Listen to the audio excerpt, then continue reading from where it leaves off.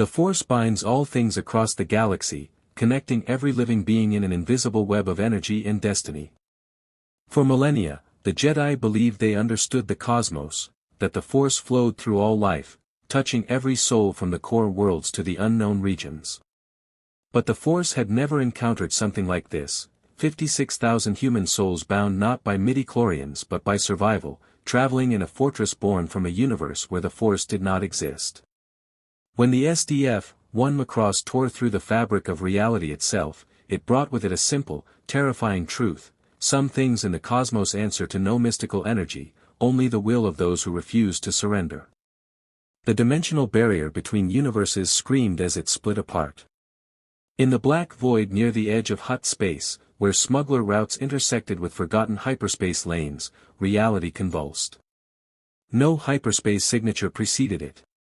No gravitational distortion provided warning. Space itself simply tore open like fabric under impossible strain, bleeding colors that had no name, ultraviolet bleeding into infrared, light frequencies that shouldn't exist spilling into the Star Wars galaxy like oil on water. Then came the ship. The SDF-1 Macross emerged bow first through the dimensional wound, a cathedral of metal and purpose 1,200 meters long, bristling with weapons arrays that made even Imperial star destroyers look underarmed. Its hull bore scorch marks from battles fought in another universe entirely, carbon scoring from Zentradi particle beams still glowing faintly in the darkness. Massive engines, designed for protoculture fusion propulsion utterly alien to this galaxy's technology, flared with dying energy as the fold drives, those dimension-warping miracles that had carried humanity across star systems, burned themselves into slag with a final, catastrophic overload. On the bridge of the SDF-1, Captain Henry Gloval gripped the command chair's armrest as the ship lurched out of fold space into something fundamentally wrong. Status report. His voice cut through the chaos of alarms, the Russian-accented command steadying his bridge crew even as every sensor feed screamed contradictions. Fold drives are gone, sir. Claudia Grant's hands flew across her console, her dark eyes wide with professional alarm barely held in check. Complete burnout across all fold capacitors. Whatever we just traveled through, it wasn't normal spacetime. Stellar cartography doesn't match any known constellations, Vanessa Leeds reported from the science station, her voice climbing toward panic. Sir, we're not in the Milky Way anymore. These star patterns are completely alien. Lisa Hayes, the bridge's senior controller, forced herself to breathe steadily as she processed the tactical display. Captain, sensors are detecting multiple vessels in the immediate vicinity. Configuration unknown. Energy signatures don't match any Zentradi or human technology on record. Gloval's weathered face remained impassive, though his mind raced through impossible scenarios. The emergency fold jump had been their only escape from the Zentradi armada that had pursued them across 3 star systems. The fold drives had been damaged, unstable, and now they'd hurled the SDF-1 and everyone aboard into an entirely different universe. Distance to nearest contacts, he asked quietly. 30,000 kilometers and closing, Lisa reported. They're spreading into intercept formation. Captain, they're targeting us. Through the bridge's main viewport, the approaching vessels became visible as they moved into visual range, triangular warships painted in Imperial gray, bristling with turbolaser batteries and ion cannons. TIE fighters swarmed from their hangars like insects from a disturbed hive, their distinctive twin-panel designs unmistakable even to eyes that had never seen them before. 3 Imperial star destroyers, the backbone of the Empire's naval might, surrounded the unknown intruder with methodical precision. On the bridge of the lead vessel, the subjugator, Captain Tar studied the sensor readouts with growing frustration. I want a full sensor sweep, he ordered his sensor officer. Classification, armament, origin. Something that size doesn't just appear from nowhere. Sir, sensors are having difficulty penetrating the vessel's hull composition, the sensor officer reported, confusion bleeding into his tone. The alloy signature doesn't match any known material in Imperial databases. Energy readings are inconsistent. There's a massive reactor signature, but it's not ion fusion or hypermatter. It's something else entirely. Captain Tar narrowed his eyes. 3 months ago, the rebellion had destroyed the Death Star. The Emperor was furious, Vader was hunting rebel cells with unprecedented brutality, and now something massive and unknown appeared in contested space like a gift from the Force itself, or a new threat to be eliminated. Open a channel, Tar commanded. All frequencies. On the SDF-1's bridge, the communications console lit up with an incoming transmission. Vanessa patched it through, and a human voice, speaking a language that shouldn't be comprehensible but somehow was, as if the universe itself translated meaning across dimensional barriers, filled the bridge. Unknown vessel, this is Captain Tar of the Imperial Star Destroyer Subjugator. You have entered Imperial-controlled space without authorization. Power down your weapons and prepare to be boarded, or you will be fired upon. You have 2 minutes to comply. Gloval's jaw tightened. 56,000 people depended on him, civilians who'd been trapped aboard when the SDF-1 had made its emergency fold jump, families and children huddled in Macross City deep within the fortress's transformed interior. Whatever this empire was, he couldn't risk their lives on assumptions. Open a channel, he ordered. Let's see if we can talk our way through this. But even as he prepared to respond, Lisa's console erupted with new contacts. From the opposite vector, additional vessels emerged from hyperspace, sleeker ships marked with the red insignia of the Rebel Alliance, their captains having detected the same spatial anomaly that drew Imperial attention. And in the lower decks of the SDF-1, in the ready room where the variable fighter pilots waited for orders, Commander Roy Fokker felt the tension singing through the ship's hull like a living thing. Skull Squadron, suit up, he ordered, his easygoing demeanor giving way to the focused intensity of a veteran warrior. I've got a feeling we're about to introduce this galaxy to the variable fighter. The fighters stirred in their hangars, transforming Mecha waiting to show this strange new universe what humanity could accomplish without any force at all, just skill, determination, and the refusal to surrender. Captain Gloval took a breath, looked at the 3-star destroyers surrounding his ship and the rebel vessels accelerating toward them, and made the hardest choice a commander could make, engage with the unknown, or prepare for war. This is Captain Henry Gloval of the SDF-1 Macross, he transmitted on all frequencies. We are not your enemy, but we will defend ourselves if necessary. We request parley and clarification of our current situation. We have civilian refugees aboard, families, children. Whatever your conflict, they are not part of it. The response came not from Captain Tar, but from a deeper, more authoritative voice that carried the weight of absolute power. Captain Gloval, the voice intoned with imperial certainty, you will surrender your vessel for inspection. The Empire does not negotiate with unknown entities. You have 1 minute.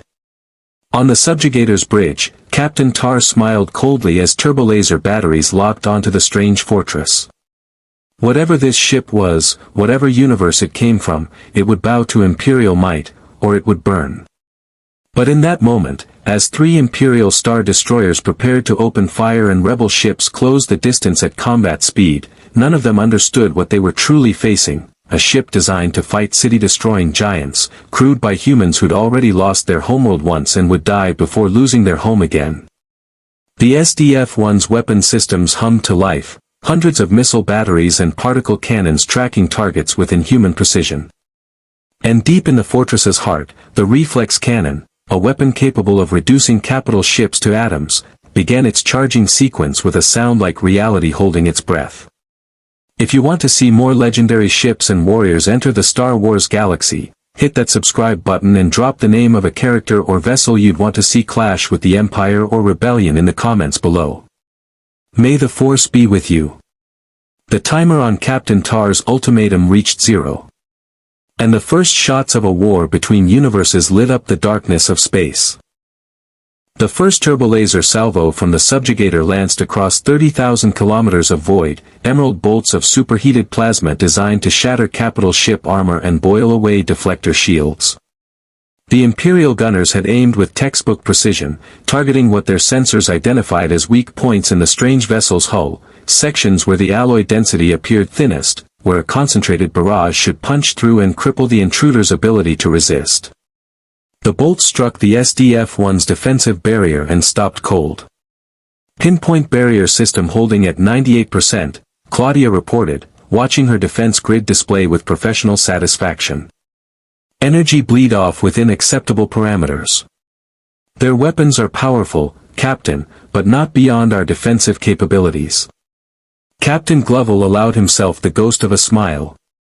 The pinpoint barrier system, a technological marvel that concentrated defensive energy at specific impact points rather than maintaining a full spherical shield, had been designed to withstand Zentradi heavy particle cannons.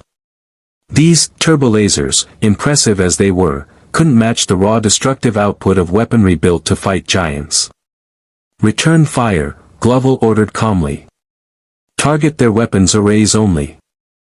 I want them disabled, not destroyed. Show them we can defend ourselves without slaughter.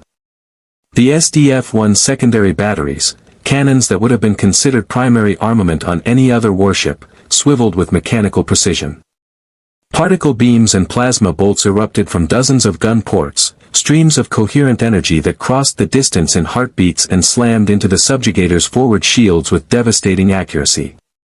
On the Star Destroyer's bridge, Captain Tar staggered as his ship shuddered under the impact. Alarms shrieked across multiple stations.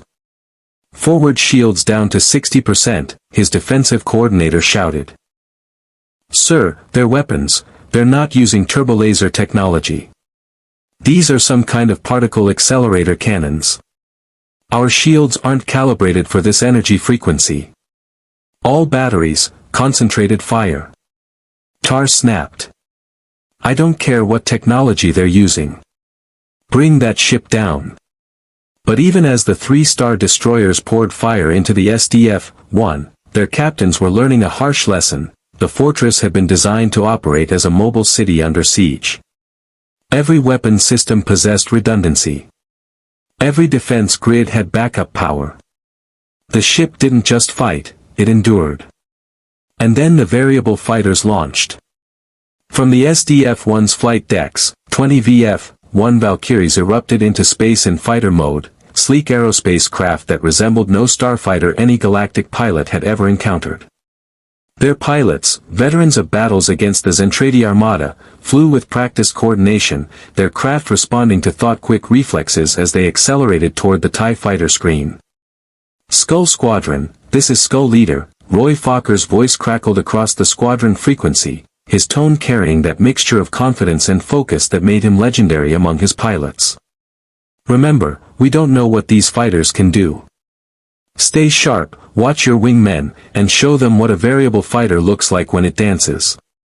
Lieutenant Rick Hunter, flying as Skull 4, felt his pulse quicken as the TIE fighters closed to engagement range.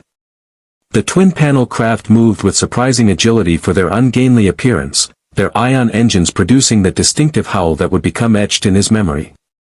They're fast, Rick muttered, his hands steady on the controls despite the adrenaline singing through his veins. Fast don't mean deadly, Roy replied. Break by pairs. Engage at will. The two fighter groups collided at relativistic velocity, and the Imperial pilots discovered why the Zentradi had feared humanity's aerospace forces. Sir, their weapons, they're not using turbolaser technology. These are some kind of particle accelerator cannons. Our shields aren't calibrated for this energy frequency. All batteries, concentrated fire. Tar snapped. I don't care what technology they're using. Bring that ship down. But even as the 3-star destroyers poured fire into the SDF-1, their captains were learning a harsh lesson. The fortress had been designed to operate as a mobile city under siege. Every weapon system possessed redundancy. Every defense grid had backup power. The ship didn't just fight, it endured. And then the variable fighters launched. From the SDF-1's flight decks, 20 VF-1 Valkyries erupted into space in fighter mode, sleek aerospace craft that resembled no starfighter any galactic pilot had ever encountered. Their pilots, veterans of battles against the Zentradi Armada, flew with practiced coordination, their craft responding to thought-quick reflexes as they accelerated toward the TIE fighter screen. Skull Squadron, this is Skull Leader. Roy Fokker's voice crackled across the squadron frequency, his tone carrying that mixture of confidence and focus that made him legendary among his pilots. Remember, we don't know what these fighters can do. Stay sharp, watch your wingmen, and show them what a variable fighter looks like when it dances. Lieutenant Rick Hunter, flying as Skull 4, felt his pulse quicken as the TIE fighters closed to engagement range. The twin-panel craft moved with surprising agility for their ungainly appearance, their ion engines producing the distinctive howl that would become etched in his memory. "They're fast," Rick muttered, his hands steady on the controls despite the adrenaline singing through his veins. "Fast don't mean deadly," Roy replied. "Break by pairs. Engage at will." The two fighter groups collided at relativistic velocity, and the Imperial pilots discovered why the Zentradi had feared humanity's aerospace forces. A VF-1 Valkyrie didn't just fly, it transformed. Rick Hunter rolled his fighter inverted, letting a stream of green laser fire pass beneath his fuselage, then pulled into a vertical climb that would have torn apart a standard starfighter's airframe. As the pursuing TIE pilot followed, trying to maintain target lock, Rick's Valkyrie began its transformation sequence. Wings folded and rotated. The fuselage split and reconfigured. Arms extended from what had been engine nacelles. Legs deployed from the main body. In 3 seconds, the aerospace fighter became a humanoid mecha, a guardian robot that twisted in mid-flight and brought its gunpod, a rotary cannon capable of firing hundreds of depleted uranium rounds per second, to bear on the shocked TIE pilot. The burst lasted half a second. The TIE fighter disintegrated into expanding debris. "Scratch 1, Rick reported, his voice tight with focus as his Valkyrie transformed back into fighter mode and accelerated toward the next target. Across the engagement sphere, similar scenes played out as Skull Squadron introduced the concept of transformable mecha to a galaxy that had never conceived of such technology. The Imperial pilots, brave and well-trained as they were, found themselves facing an enemy that could be a nimble fighter one moment and a gun platform robot the next, shifting combat modes faster than their targeting computers could track. On the bridge of the Mon Calamari cruiser Liberty, Admiral Akbar watched the battle unfold with growing fascination. The rebel fleet had arrived expecting to investigate the spatial anomaly, perhaps salvage useful intelligence before the Imperials secured the area.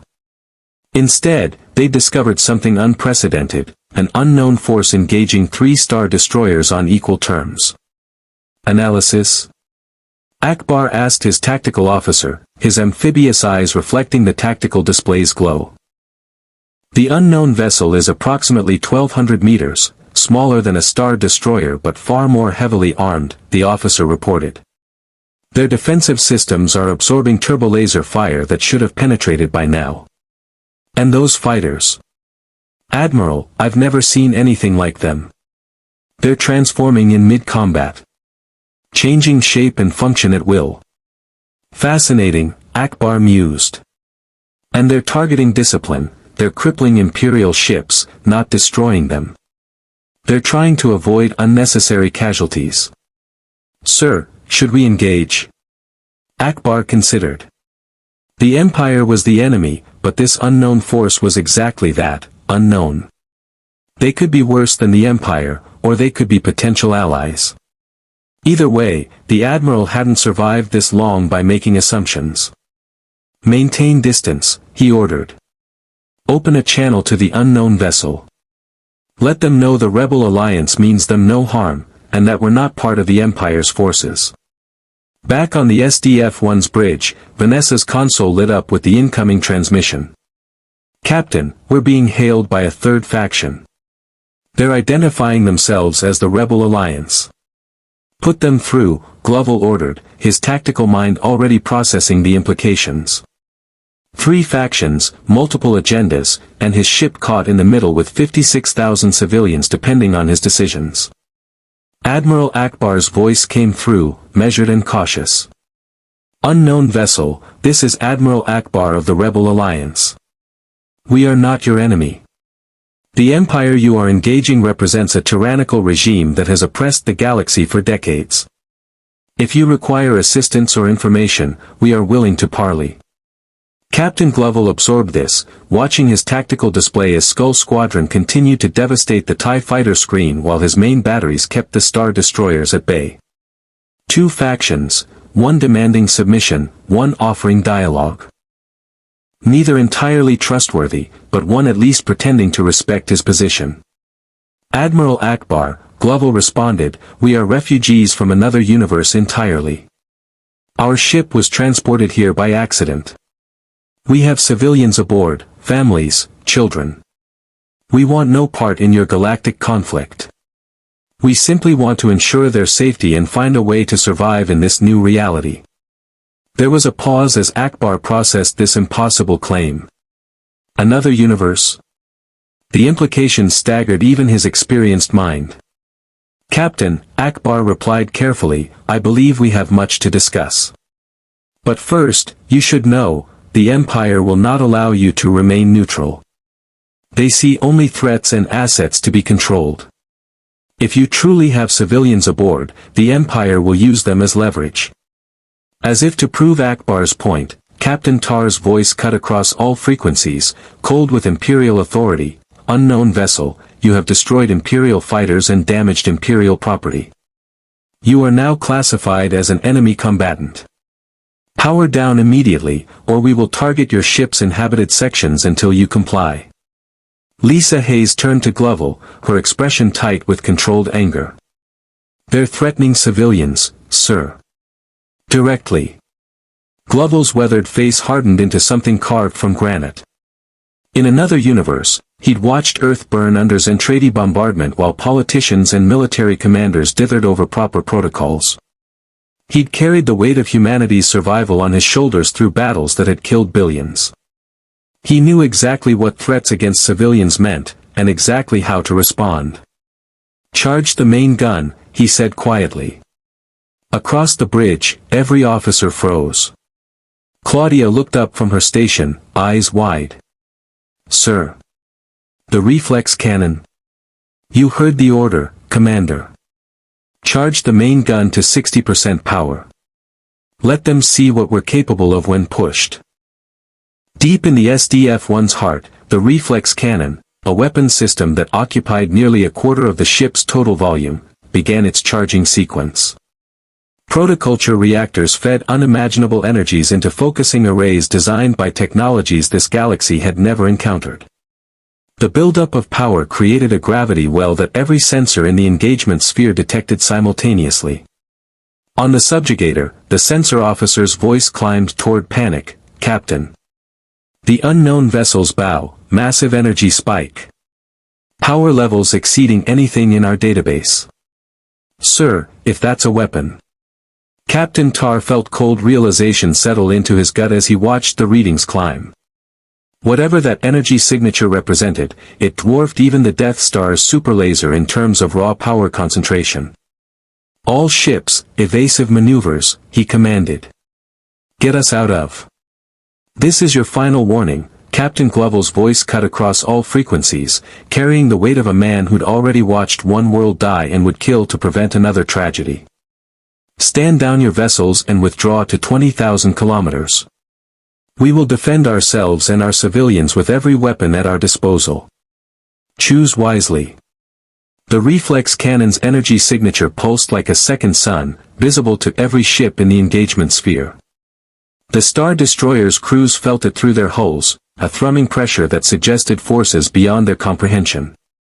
Captain Tar looked at his tactical display, at his damaged shields and depleted fighter screen, at that impossible energy reading growing stronger by the second, and made the calculation every Imperial officer learned: when facing an enemy of unknown capability, withdraw and report to higher authority.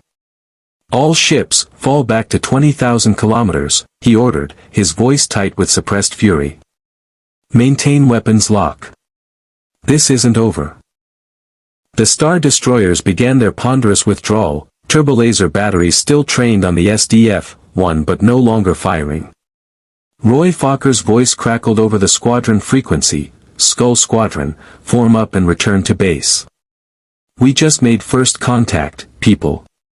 Something tells me it's going to get a lot more complicated from here. As the variable fighters transformed and streaked back toward the SDF-1's flight decks, Captain Gloval allowed himself a moment of relief. They'd survived first contact. But Admiral Akbar's words echoed in his mind, "The Empire will not allow you to remain neutral." And somewhere in the galaxy, in a meditation chamber aboard the Executor, Darth Vader felt a disturbance unlike any he'd experienced, the presence of thousands of humans strong in will and determination, yet completely absent from the Force. Impossible, and therefore demanding investigation. The war between universes had only just begun. The SDF-1 drifted in the contested void, its reflex cannon slowly powering down as the immediate threat dispersed. Captain Gloval stood on his bridge, studying the tactical display with the careful attention of a man who knew that survival depended on understanding your enemies before they understood you. 3 Star destroyers maintained their distance at exactly 20,000 kilometers, weapons charged, sensors sweeping, waiting. The rebel fleet held position further out, neither advancing nor retreating, their posture suggesting cautious observation rather than aggression. Captain, Lisa Hayes reported from her station, "We're receiving multiple sensor sweeps from all parties. They're trying to analyze our hull composition, energy signatures, and weapons systems." "Let them look," Gloval replied. "They won't find anything in their databases." "Claudia, what's our status?" Claudia Grant consulted her engineering readouts, her expression troubled.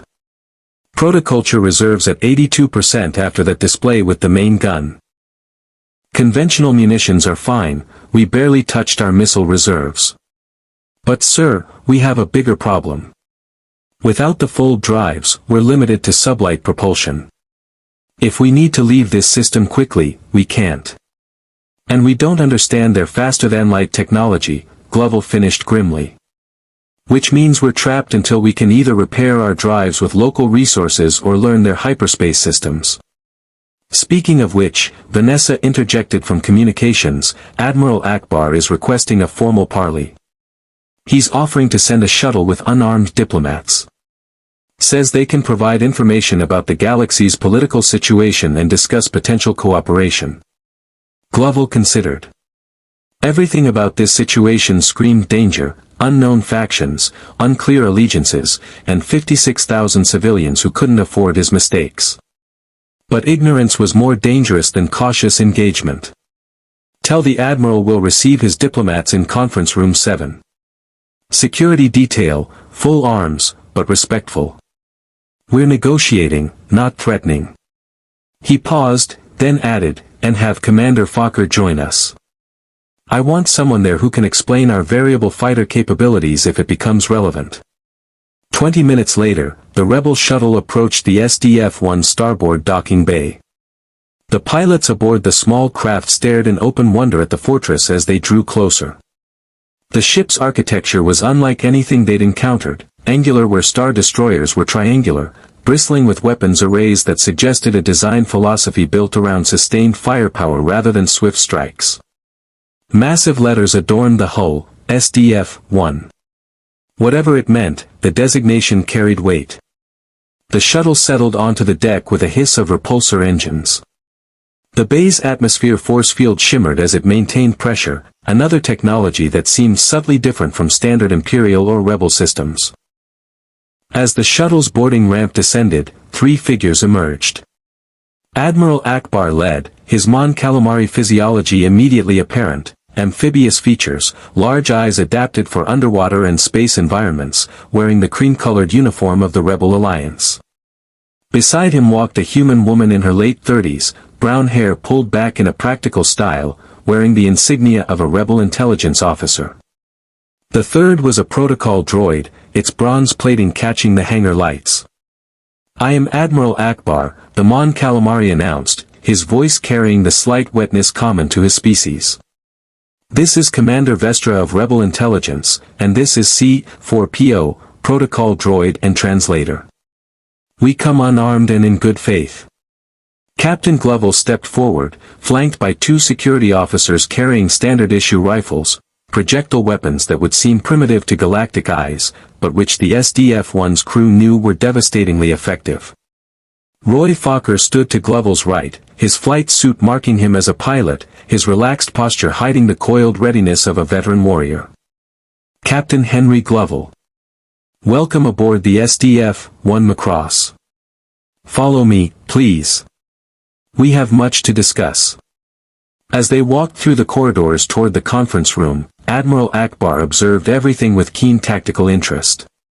The ship's interior architecture was strangely organic for a warship, corridors wide enough for civilians to pass comfortably, directional signs in multiple languages, even glimpses through observation windows of what appeared to be residential sections. This wasn't just a military vessel. It was a city. Your ship, Akbar ventured, carries civilians. Families? 56,000, Gloval confirmed.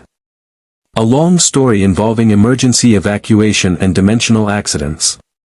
But yes, Admiral. This isn't a warship that happens to have a crew.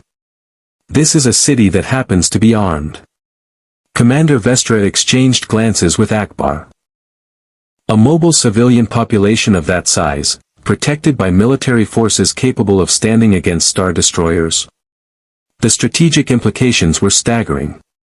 The conference room was functional rather than impressive, a long table, holographic display projectors, comfortable chairs. No attempt at grandeur, just efficiency. Gloval gestured for his guests to sit.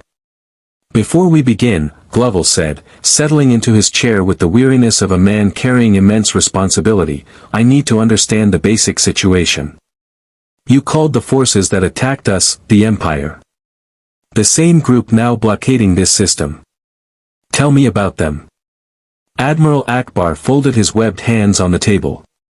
The Galactic Empire rose from the ashes of the old Republic approximately 20 years ago. What was once a democratic government spanning thousands of star systems became a totalitarian regime under Emperor Palpatine.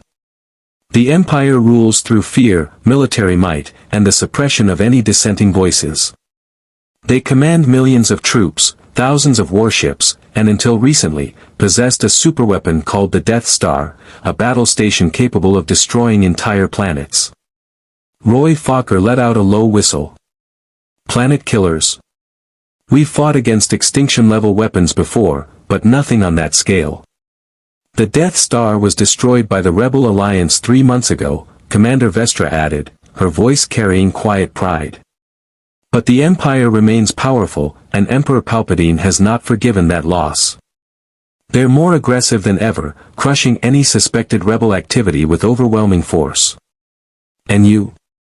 Gloval asked directly. The Rebel Alliance. What are your goals? Restoration of the Republic, Akbar replied without hesitation. Return of democratic government, freedom for all species and systems, and the end of Imperial tyranny. We fight because the alternative is subjugation for the entire galaxy. Gloval studied the Admiral's face, searching for deception and finding only conviction. In another universe, he'd worked with similar resistance forces, people fighting impossible odds because surrender meant losing everything they valued. The Empire demanded our surrender, Gloval said carefully. Threatened to target civilian sections if we didn't comply. That's not a government. That's extortion backed by military force. That is precisely what the Empire is, Vestra confirmed. And Captain, you should know, you've already made yourself their enemy by resisting their initial demands. The Empire doesn't forgive defiance. Captain Tar will report to his superiors, and they will return with greater force to either capture your ship or destroy it. Let them try, Roy interjected, his easygoing tone taking on an edge. We've fought Zentradi armadas that made those star destroyers look like pleasure craft. We're not going down without one hell of a fight. Zentradi? Akbar's translator implant struggled with the word. I'm unfamiliar with that term. Giant warriors from our home universe, Roy explained. 50-foot-tall humanoids bred for war, commanding fleets that could glass planets. We survived them. We'll survive whatever this Empire throws at us. C-4PO, who had been silent until now, spoke up in his characteristic fussy tone. "Oh my! 50-foot warriors! How dreadful! Master Akbar, perhaps we should inform Captain Gloval about the Force. It seems relevant given the Empire's particular assets." "The Force?" Gloval prompted. Akbar nodded slowly. "This may sound impossible to you. But throughout this galaxy, there exists an energy field called the Force. It binds all living things together, flowing through everyone to varying degrees. Some individuals are born with strong sensitivity to the Force, granting them abilities that seem supernatural, enhanced reflexes, precognition, telekinesis, even influence over minds." Roy and Gloval exchanged skeptical glances. In their universe, physics followed comprehensible rules. Protoculture technology pushed boundaries, but psychic powers? That was science fiction even by their standards. "I can see you doubt," Commander Vestra said. "Most people do until they witness it. But Captain, you need to understand, the Empire is led by individuals who wield the Force. Emperor Palpatine is a dark side master, and his enforcer is Darth Vader, perhaps the most powerful Force user alive. If Vader comes for your ship, he'll be far more dangerous than any Star Destroyer." "How dangerous?" Gloval asked pragmatically. "Can this Force throw ships around? Destroy them at range?" "Not ships, no," Akbar admitted. "But individuals? Vader has been known to crush throats from across a room, deflect blaster fire with his lightsaber, and sense the presence of Force-sensitive individuals across star systems. In close combat, a skilled Force user is nearly unstoppable." "Nearly," Gloval noted. "Which means stoppable. We'll adapt. But Admiral, I appreciate the warning. Now let me be direct, what does the Rebel Alliance want from us?" Akbar appreciated the straightforward approach. "Honestly? We want to understand what you are and what you represent. A ship capable of fighting multiple Star Destroyers. Fighters that transform in ways our engineers can barely comprehend. Technology that doesn't match anything in known galactic databases. You're either a potential ally or a force that could tip the balance of this war one way or another." "We don't want your war," Gloval said firmly. "We're refugees, Admiral. Stranded here by accident. Our primary concern is protecting our civilians and finding a way to survive in this galaxy." "I understand," Akbar replied. "But the Empire won't give you that choice. They'll see you as a threat or a prize. Probably both. And Captain, the Empire has resources beyond what you saw today. Thousands of Star Destroyers. Millions of troops. Industrial capacity spanning entire sectors. If you fight them alone, eventually they'll overwhelm you." Gloval's jaw tightened. He knew Akbar spoke truth. The SDF-1 was powerful, but it was one ship with finite resources and no supply chain in this universe. "So you're offering alliance?" Roy asked. "I'm offering information and potential cooperation," Akbar corrected. "The Alliance can provide intelligence about Imperial movements, safe havens in rebel-controlled space, and technical information about hyperspace travel. In return, we'd hope you'd consider supporting our cause when it aligns with your own survival." "No commitments," Gloval said. "Not yet. But I appreciate honesty, Admiral. We'll consider your offer." Before Akbar could respond, an alarm shrieked through the ship's PA system. Lisa Hayes's voice crackled over the intercom, "Captain to the bridge immediately. Imperial reinforcements just emerged from hyperspace. Multiple capital ships. They're forming an attack formation." Gloval was on his feet instantly. "Admiral, you should return to your ship. Things are about to get complicated." As they rushed toward the hangar, Commander Vestra grabbed Gloval's arm. "Captain, if Vader is with those reinforcements, you need to know, he won't negotiate. He'll board your ship and kill everyone in his path until he reaches your bridge. Standard weapons won't stop him. Then we'll find non-standard ones, Roy said grimly. They reached the hangar as the rebel shuttle powered up. Admiral Akbar paused at the boarding ramp. Captain Gloval, whatever happens next, know this, the Rebel Alliance respects your desire to protect your people. If you need asylum, contact us on these frequencies. He handed over a data card. May the Force be with you. We make our own luck, Admiral, Gloval replied. But thank you. As the Rebel shuttle departed, Gloval and Roy sprinted toward the bridge.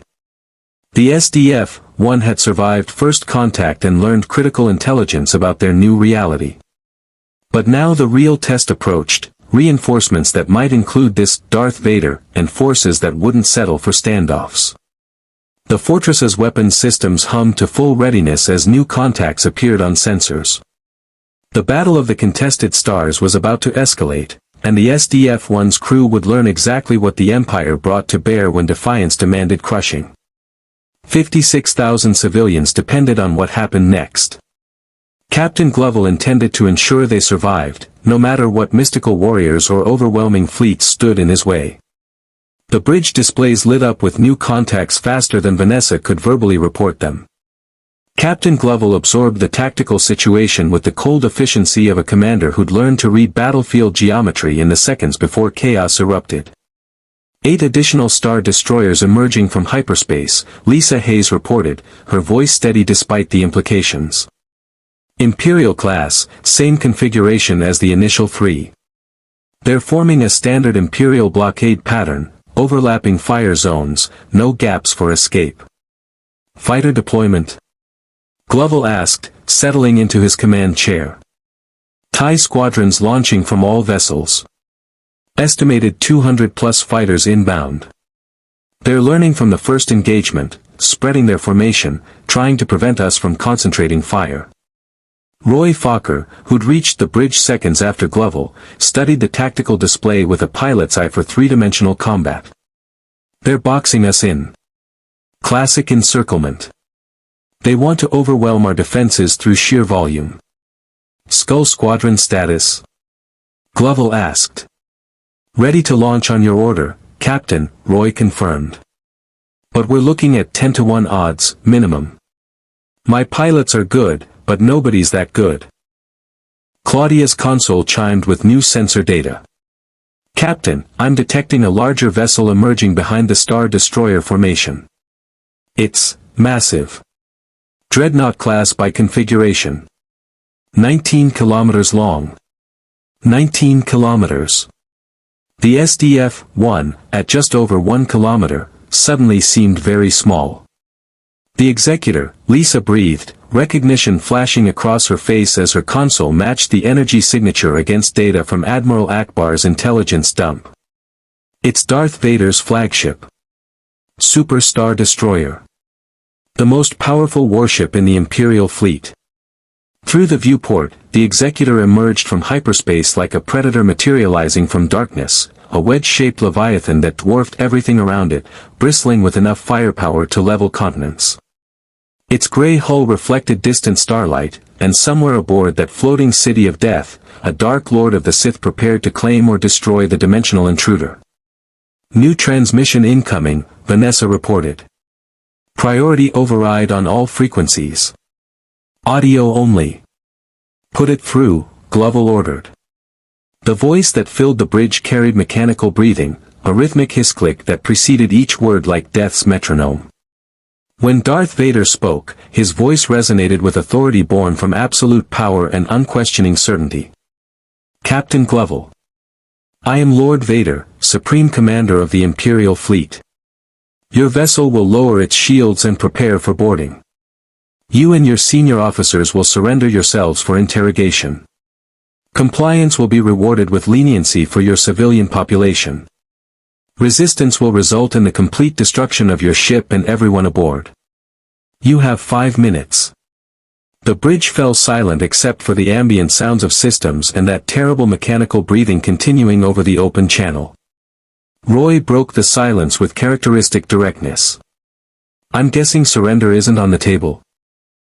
We've been down that road before, Gloval replied quietly, his mind flashing back to the Zentradi negotiations, the promises of mercy that preceded orbital bombardment. Commander Vestra warned us about Vader. He's not offering leniency, he's offering subjugation. The moment we lower shields, we lose any leverage we have. So we fight, Lisa said, not a question but acknowledgement of reality. We fight smart, Gloval corrected. He leaned forward, studying the tactical display with renewed intensity. 11 Star Destroyers plus a Super Star Destroyer. Hundreds of TIE fighters. Overwhelming firepower by any conventional measure. But the SDF-1 wasn't conventional, and neither was its crew. Claudia, what's the maximum sustainable output for the pinpoint barrier system? We can maintain full defensive coverage against sustained capital ship fire for approximately 30 minutes before we need to cycle the generators, she reported. But Captain, that's against known weapons. We don't have data on what that Super Star Destroyer can throw at us. Lisa, plot an escape vector. Assume we need to break through the blockade at its weakest point. Lisa's hands flew across her console, calculating angles and trajectories. Best option is the gap between Star Destroyers 3 and 4, relative bearing 270. We'd take heavy fire during the run, but it's the shortest path to open space. And then what? Roy asked pragmatically. We can't go faster than light without their hyperspace technology. They'll just follow us and wear us down. One problem at a time, Commander, Gloval replied. He opened a ship-wide channel. All hands, this is Captain Gloval. We are about to engage overwhelming Imperial forces. Our objective is survival and protection of all civilians aboard. Battle stations. Fighter crews to your craft. Civilian sectors, initiate emergency protocols and move to interior sections away from the hull. This will be rough, but we've survived worse. Gloval out. He closed the channel and looked at Roy. Launch all variable fighter squadrons. I want every pilot in space. Your objective is to tie up their TIE fighters and keep them off our hull during the breakthrough attempt. You're planning to ram the blockade? Roy's eyebrows rose. I'm planning to make them regret underestimating us, Gloval corrected. Claudia, charge the Reflex Cannon to full power. Lisa, target the Executor. I want Vader to see what we're capable of before we move. Sir, Lisa hesitated, the Reflex Cannon at full power could destroy that ship entirely. Tens of thousands of crew. I'm not firing it, Gloval interrupted. I'm showing them we could. There's a difference. If Vader wants to force our hand, he needs to understand the cost. On the Executor's bridge, Darth Vader stood amid banks of crew stations, his black armor and cape stark against the sterile gray Imperial aesthetic.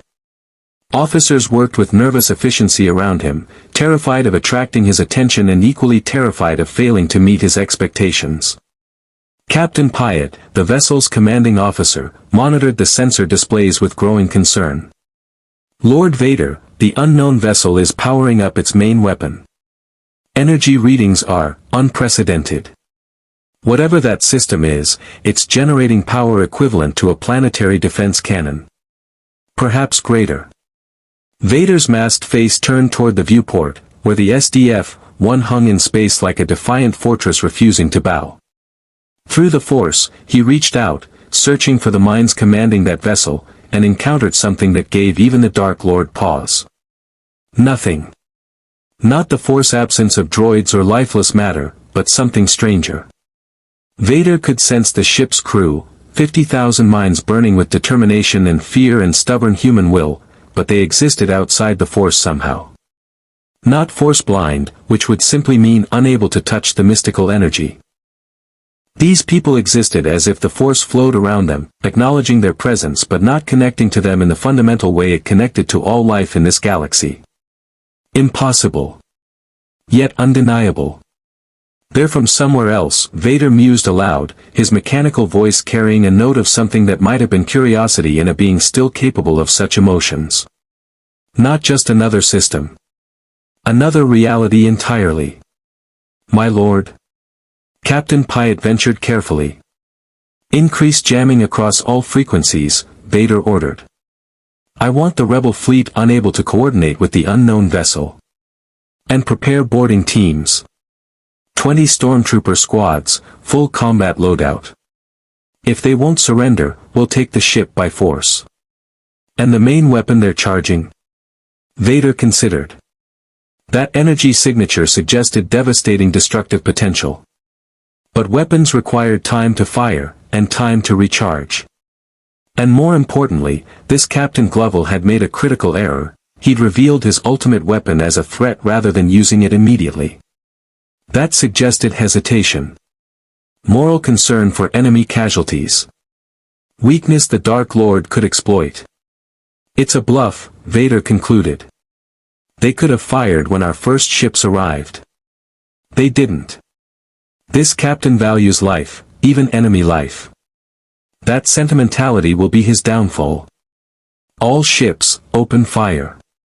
Target their weapons arrays and propulsion. I want that fortress crippled, not destroyed. The Emperor will want to study their technology.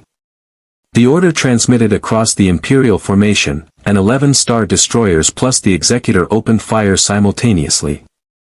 Space transformed into a lattice of emerald turbolaser fire and crimson ion cannon bolts, hundreds of energy weapons unleashing hell toward the SDF-1. The barrage should have overwhelmed any defensive system through sheer volume, too many impacts to block, too much energy to dissipate. The pinpoint barrier system proved why the SDF-1 had survived the Zentradi War. Glowing hexagonal energy fields materialized across the fortress's hull at each impact point, concentrated defensive shields that absorbed and redirected the incoming fire. The barriers flashed and shifted position faster than the Imperial gunners could adjust targeting, creating an ever-changing defense grid that made sustained fire impossible to maintain on any single point. Barriers holding at 78%, Claudia reported. But Captain, we can't maintain this indefinitely. The sheer volume is straining the system. We don't need indefinitely, Gloval replied. We need 5 minutes. Launch fighters. All batteries, return fire. Target their forward star destroyers. Clear us a path. From the SDF-1's multiple flight decks, variable fighters erupted into space like a swarm of angry hornets. Skull Squadron led the way, with Roy Fokker's distinctive red and white VF-1S at the spearhead. Behind them came Ghost Squadron, Angel Squadron, and Vermilion Squadron, over 80 variable fighters total, each piloted by veterans who'd learned their trade fighting genocidal giants. All squadrons, this is Skull Leader, Roy transmitted, his voice carrying that calm confidence that steadied every pilot under his command. We are outnumbered approximately 3-1. Standard Imperial doctrine says that means they have the advantage. Let's show them why variable geometry changes everything. Break by squadrons. Engage enemy fighters and keep them off the SDF-1's hull. And remember, we're not trying to win. We're trying to survive long enough to escape. Make every shot count and watch each other's backs. Rick Hunter, flying as Skull 4, formed up on his squadron leader's wing as they accelerated toward the oncoming TIE swarm. The Imperial fighters came in disciplined waves, their formations tight, their targeting solutions coordinated. Professional military pilots executing standard engagement doctrine. They'd never fought variable fighters before. Skull Squadron, Delta Formation, Roy ordered. Engage on my mark. 3, 2, 1, mark. The Valkyries dove into the TIE formation and chaos erupted. Rick transformed to Guardian mode, the hybrid configuration between fighter and full robot, and used his Mecha's superior maneuverability to twist through incoming laser fire. His gun pod tracked a TIE fighter with computer-assisted precision, and a 2-second burst reduced the Imperial craft to expanding debris. Splash 1, Rick reported, already acquiring his next target. Around him, his squadron mates demonstrated why transformation technology revolutionized aerospace combat. A Valkyrie in fighter mode possessed speed and agility. In Guardian mode, it gained maneuverability that defied physics. In full Batloid mode, it became a gun platform that could pivot and fire in directions no fixed-wing craft could manage. The TIE pilots, brave and skilled as they were, found themselves facing an enemy that broke every rule of engagement they'd learned. But numbers told their own story. For every TIE fighter that exploded, 2 more took its position. The Imperial forces pressed their advantage through sheer volume, forcing the variable fighters into defensive maneuvers that prevented them from fully exploiting their technological edge. On the SDF-1's bridge, Gloval watched the battle develop with tactical clarity born from commanding humanity's defense against extinction. His fighters were winning individual engagements but losing the strategic picture.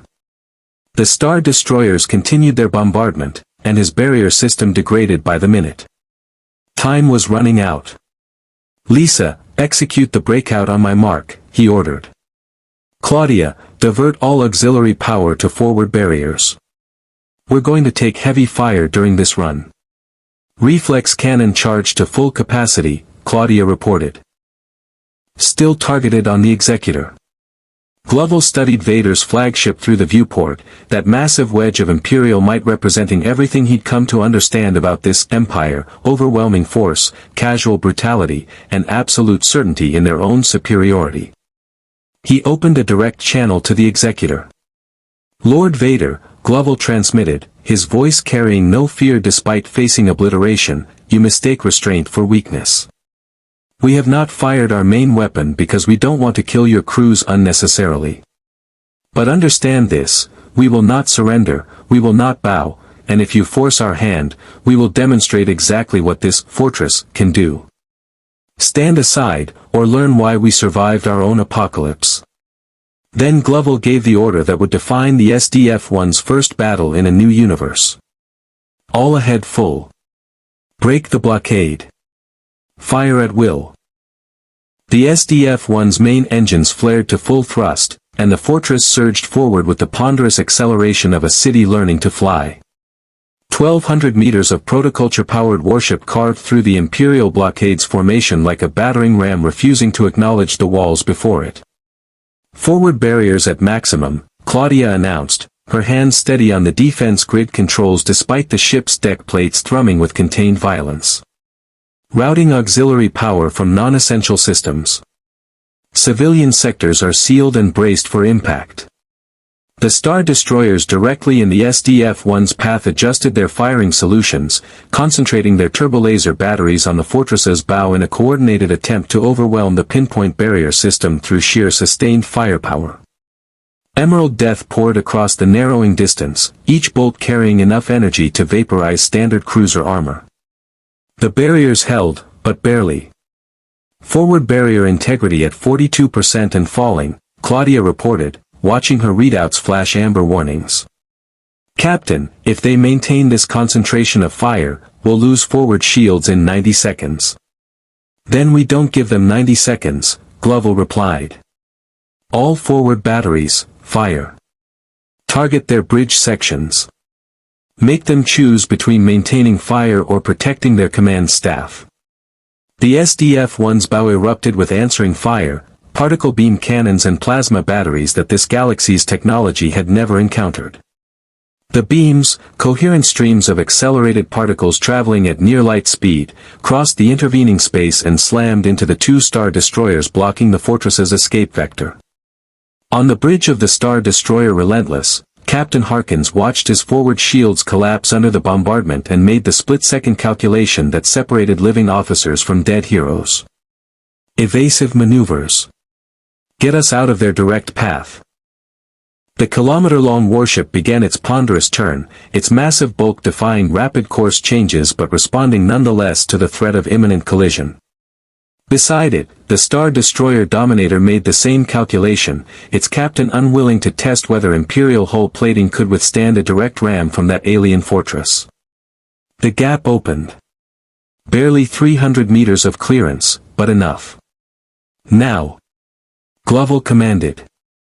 The SDF-1 threaded the needle between the 2 Star Destroyers, its bulk passing so close that crew members on the Imperial vessels could see individual gun batteries tracking them through viewports.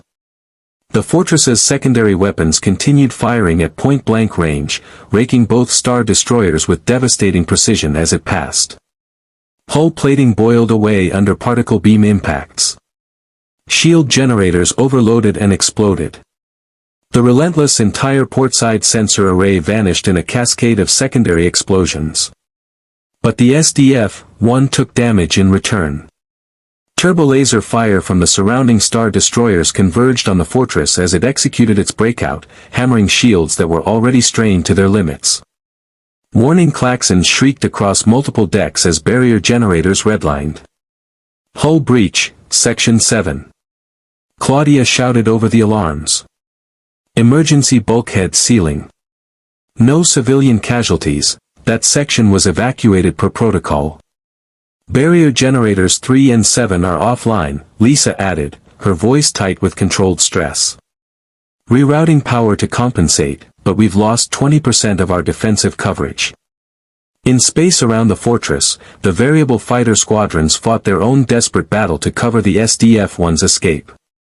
Roy Fokker's Skull Squadron had positioned themselves between the fortress and the heaviest concentration of TIE fighters, trading speed and maneuverability for the brutal calculus of holding a position against overwhelming odds. Skull 3, you've got 2 on your 6. Roy transmitted, his own Valkyrie executing a snap transformation from fighter to guardian mode, rotating mid-flight to bring his gun pod to bear on the pursuing TIEs. A burst of depleted uranium rounds shredded both Imperial fighters before they could press their attack. "Thanks, boss," Lieutenant Ben Dixon's voice came back, his Valkyrie already transforming back to fighter mode and accelerating toward a new threat. But across the engagement sphere, the mathematics of attrition were catching up with the outnumbered variable fighter squadrons. Angel Squadron had lost 2 pilots. Ghost Squadron was down to half strength. The TIE fighters, individually inferior to the Valkyries, were learning to attack in coordinated swarms that forced the variable fighters into defensive patterns, preventing them from fully exploiting their transformation advantage. Rick Hunter found himself in a knife fight with 3 TIE fighters that had boxed him into a crossfire pattern. His Valkyrie twisted through a series of evasive maneuvers that would have torn apart a standard fighter's airframe, but the Imperial pilots were good, they'd learned to anticipate his transformations, adjusting their firing solutions to account for the split-second vulnerabilities during mode changes. "This is Skull 4, Rick transmitted, his voice strained as G-forces pressed him into his seat during a 9G turn. "I'm defensive, 3 contacts, could use an assist." The transmission cut off as green laser fire stitched across his Valkyrie's left wing, severing control surfaces and sending the fighter into an uncontrolled spin. Rick fought the controls, managing to stabilize just as his rear sensor screamed a proximity warning. Another TIE had positioned itself directly behind him, point-blank range, weapons charged for the killing shot. The shot never came.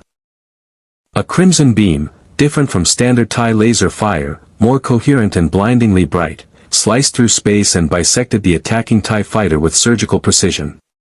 Rick's tactical display showed a new contact, a small wedge-shaped fighter marked with Rebel Alliance insignia, its unusual S-foil configuration spread for attack. "Unknown pilot, this is Red 5 of Rogue Squadron," a young male voice transmitted. "You looked like you could use a hand." Rick blinked, recognizing the intervention for what it was.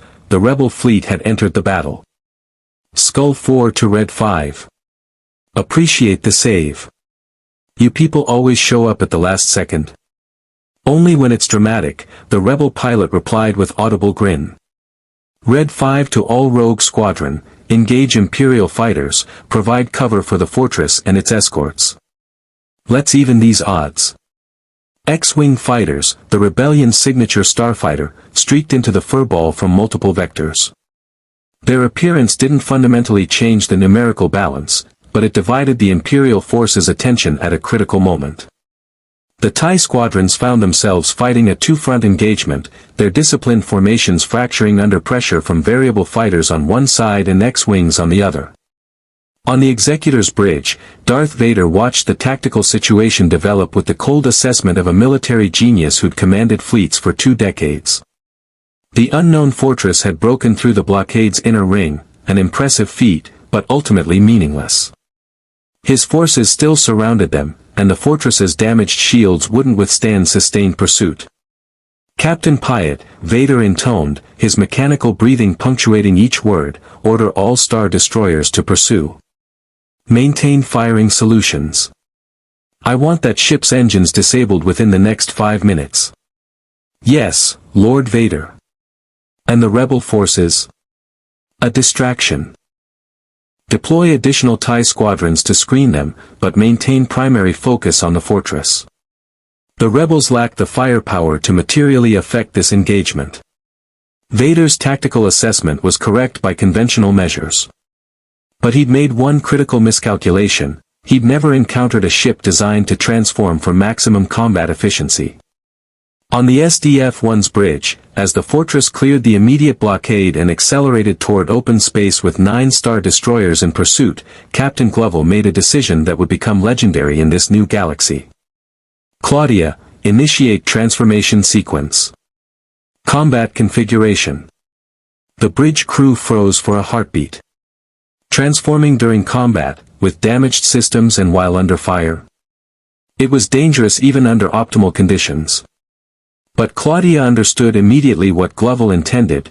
In its transformed state, the SDF-1 became a far more defensible platform, its weapons arrays repositioned for maximum coverage and its armor distribution optimized for multi-vector engagement. Transformation sequence initiated, Claudia confirmed, her fingers dancing across her console. All personnel, secure for transformation. This is not a drill. Throughout the fortress, massive mechanical systems engaged. The transformation that had been designed to allow the SDF-1 to function as both spacecraft and ground assault fortress now activated in the middle of a running space battle. The ship's structure began to shift, sections rotating and reconfiguring according to protoculture enhanced engineering that defied conventional physics. The bow section split and folded upward, forming what would become arms in the humanoid configuration. The main body rotated and extended, reconfiguring the internal structure while maintaining life support and power distribution to all sections. The stern engines repositioned themselves as massive leg assemblies, capable of both propulsion and, if necessary, planetary locomotion.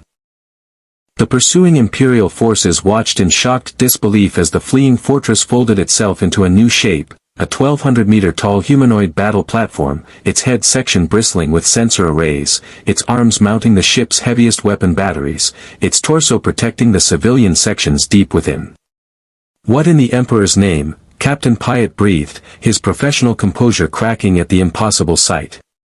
Darth Vader said nothing, but through the Force, he felt something that the Dark Lord rarely experienced: uncertainty. This fortress didn't just fight, it adapted, transformed, became something new in response to tactical necessity.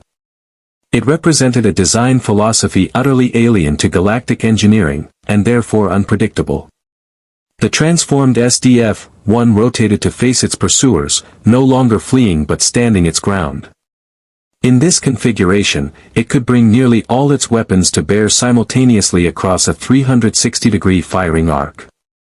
The main gun, the Reflex Cannon, now mounted centrally in the torso section, remained charged and ready.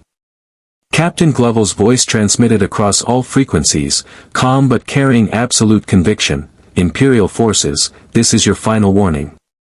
We have demonstrated our capability to defend ourselves. We have no desire to destroy your ships or kill your crews. Stand down and allow us to withdraw, or we will be forced to demonstrate the full extent of our weapon systems. On the Executor, Captain Piet turned to Lord Vader. My lord, their main weapon remains active. At this range, if they fire. They won't, Vader interrupted. This captain is bluffing. He values life too highly to commit mass murder. Continue pursuit.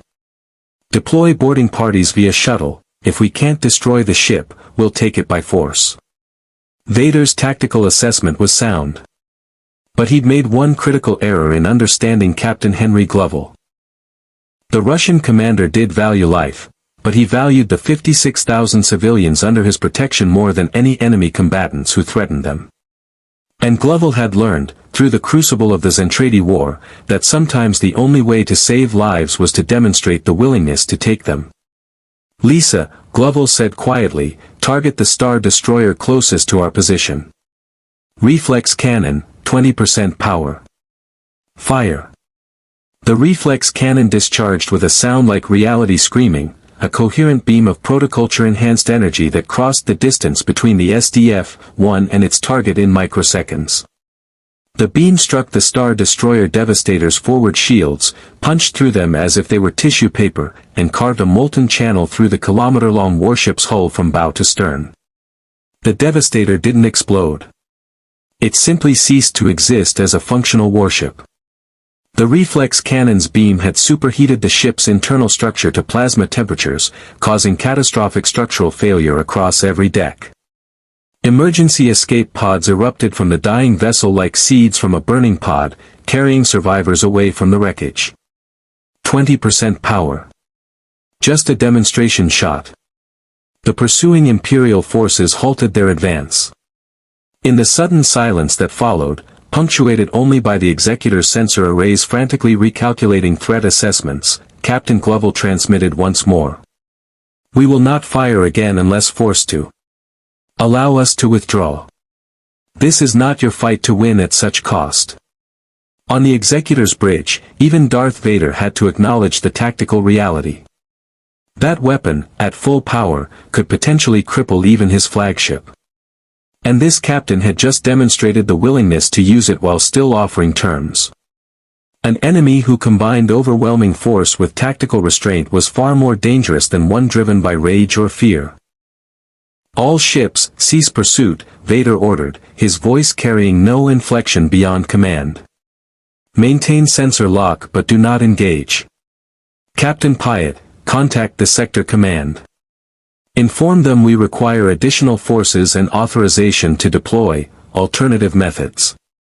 As the Imperial forces fell back and the SDF-1 began its withdrawal under the protective escort of rebel fighters, Captain Gloval allowed himself a moment of exhausted relief. They'd survived. Barely. But at a cost, they'd revealed their most powerful weapon and made a permanent enemy of the galaxy's dominant military power. Roy Fokker's voice crackled over the bridge speakers, Skull Leader to bridge. All fighters recovered. We lost 4 pilots, Captain. 3 confirmed Kia, 1 missing and presumed captured by Imperial forces. Gloval's expression hardened. For families who'd lost loved ones. For empty chairs in ready rooms. The price of survival, paid in blood. Understood, Commander. Have all squadron leaders report for debriefing in 1 hour. And Roy, well done. You kept them off us long enough. As the fortress limped toward the rendezvous coordinates Admiral Akbar had provided, trailing debris and with damage across multiple sections, one thing had become absolutely clear to everyone in the engagement sphere. The SDF-1 Macross had arrived in the Star Wars galaxy, and nothing would ever be quite the same. The SDF-1 drifted through the hyperspace shadow of a massive asteroid field, its transformed configuration slowly reverting to standard cruiser mode as engineering teams worked around the clock to repair battle damage. Captain Gloval stood in the observation deck overlooking Macross City, the civilian habitat that occupied nearly a third of the fortress's interior volume, and watched families go about their evening routines as if they weren't stranded in an alien universe surrounded by hostile forces. Children played in the parks constructed within the ship's cavernous interior sections.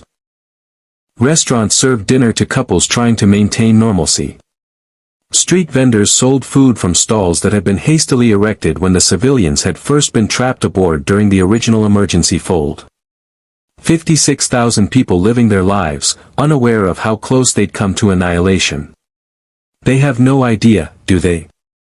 Lisa Hayes said quietly, stepping up beside her captain. She'd changed out of her bridge uniform into more casual attire, though the exhaustion in her eyes betrayed the toll of 18 continuous hours on duty. They know we fought, Gloval replied. They felt the ship transform, heard the weapons fire. But no, they don't understand how close we came to having this entire section vaporized by Imperial firepower. And that's how it should be. Let them have their peace, Commander. We carry the weight so they don't have to.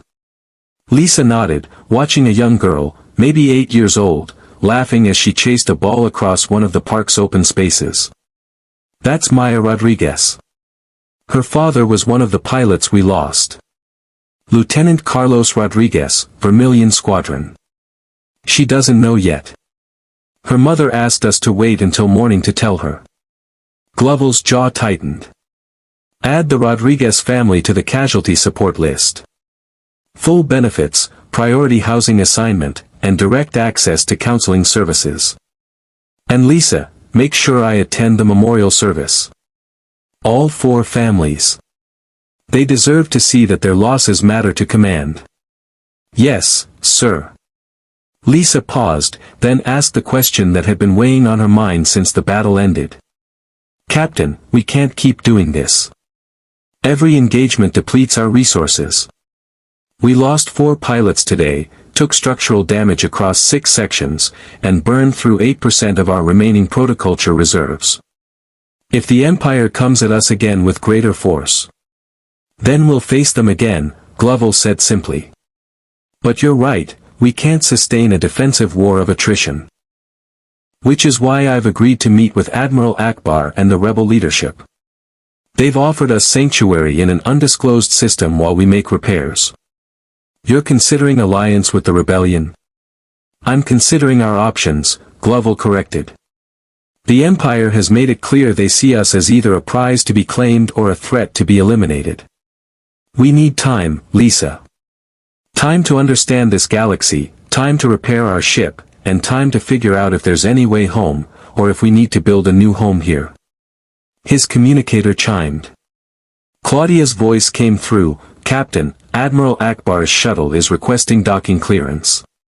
He's brought several rebel leadership figures for the strategic conference. Grant clearance. I'll meet them in conference room 1. Inform Commander Fokker and Dr. Lang that their presence is required.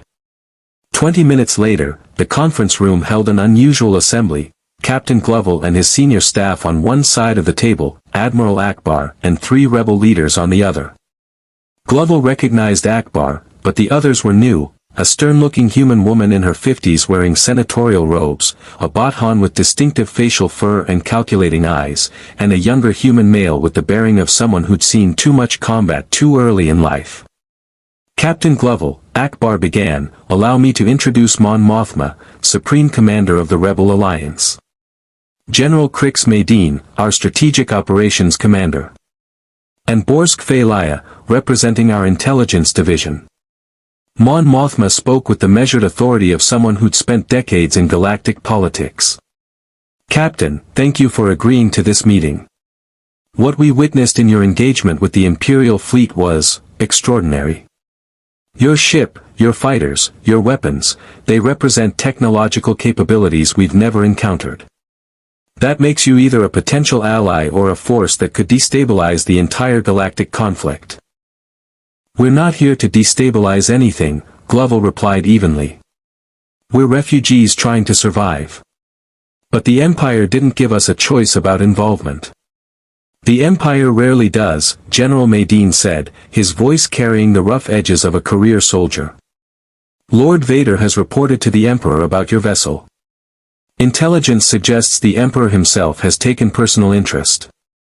That means you're now a priority target. They'll come at you with everything they have until you're destroyed or captured. Borsk Failaya leaned forward, his voice carrying a politician's smoothness. Which brings us to why we're here, Captain. The Rebel Alliance can offer you protection, resources, and intelligence support. In exchange, we would ask for your cooperation in certain strategic operations where your unique capabilities could turn the tide. You want us to fight your war, Roy Fokker said bluntly, having remained quiet until now. He'd cleaned up from the battle, but his flight suit still bore scorch marks from close calls during the engagement. We want to survive the same enemy, Mon Mothma corrected gently. The Empire will not allow you to remain neutral, Captain Gloval. You've already bloodied their nose in front of the entire sector. Darth Vader does not forget such humiliations. If you operate alone, you'll face the full weight of Imperial military might with no support, no intelligence about their movements, and no safe harbor for repairs. Dr. Emil Lang, the SDF-1's chief scientist and technology officer, spoke up for the first time. He was a thin man with intense eyes and a mind that processed problems at speeds that made even computers seem slow. What exactly would cooperation entail? We're not mercenaries, and we won't compromise civilian safety for military objectives. Nothing that would endanger your civilians, Akbar assured him. But Captain, your ship has capabilities that could change the strategic picture. That transformation system alone, the ability to reconfigure for different combat roles mid-battle, represents a tactical advantage unlike anything in the galaxy. Your variable fighters have proven superior to TIE fighters in individual combat. And that main weapon of yours, we've analyzed the sensor data from the battle. At full power, it could potentially destroy even the Emperor's new superstar destroyers. The Reflex Cannon is a weapon of last resort, Gloval said firmly. I won't use it for casual ship-to-ship combat. The destruction potential is too great, and it consumes protoculture reserves we can't replace in this universe. We wouldn't ask you to, Mon Mothma replied. But Captain, consider what your presence could mean for the rebellion. For 20 years, the Empire has ruled through overwhelming force and fear. They destroyed Alderaan, an entire planet, to demonstrate their power. Your ship surviving an engagement with Darth Vader's personal fleet sends a different message: the Empire is not invincible. That matters. Hope matters in this fight. Gloval studied the rebel leaders, weighing their words against everything he'd learned about galactic politics. The Empire was clearly tyrannical, that much had been demonstrated by their immediate resort to threats and violence. But the rebellion? They spoke of freedom and democracy, but Gloval had lived long enough to know that revolutionaries often became the tyrants they'd overthrown. I need to understand your organization better, he said finally. Your command structure, your objectives beyond defeat the Empire, and most importantly, what happens if you win? What kind of government would replace Imperial rule? Mon Mothma smiled slightly, appreciating the tactical thinking behind the question. We seek to restore the Galactic Republic, a democratic federation where systems govern themselves and contribute to a central senate that makes policy through consensus rather than decree. We want to undo the Emperor's centralization of power and return sovereignty to individual worlds. Noble goals, Gloval acknowledged. But noble goals don't always survive contact with reality.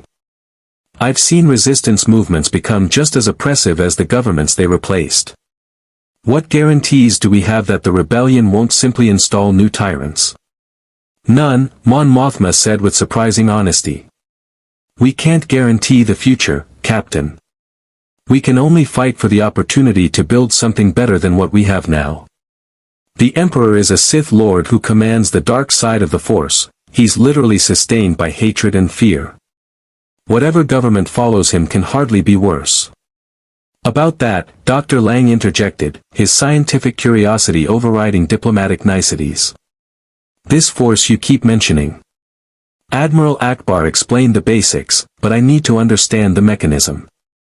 You claim it's an energy field that binds all living things. That suggests a quantum entanglement phenomenon or possibly a form of zero-point energy manipulation. Can it be measured? Quantified? The force can be sensed by those strong in it, Akbar explained, but measuring it scientifically has always proven difficult. The Jedi Order maintained extensive records on force sensitivity. Midichlorian counts in bloodstream seemed to correlate with force potential, but much of that knowledge was lost when the Empire purged the Jedi. Wait, Roy interrupted. Back up. The Empire killed an entire order of force-wielding peacekeepers. That's the government you want us to make friends with? That's the government we're fighting, General Maydean clarified. 20 years ago, Emperor Palpatine orchestrated what we call Order 66, a simultaneous betrayal that wiped out nearly all the Jedi Knights in a single night. Thousands of them, killed by the clone troopers they'd fought beside. Only a handful survived. The SDF-1's command staff exchanged glances. The casual mention of genocide resonated with their own experiences. The Zentradi had nearly accomplished the same thing with Earth before the SDF-1's intervention. And Darth Vader? Lisa asked. Is he a surviving Jedi? A fallen one, Mon Mothma said quietly. Once a great Jedi Knight named Anakin Skywalker, seduced to the dark side of the Force and transformed into the Emperor's primary enforcer. He's personally responsible for hunting down and killing many surviving Jedi over the past 2 decades. So we've made an enemy of a super-powered warrior wizard who leads the most powerful military fleet in the galaxy, Roy summarized.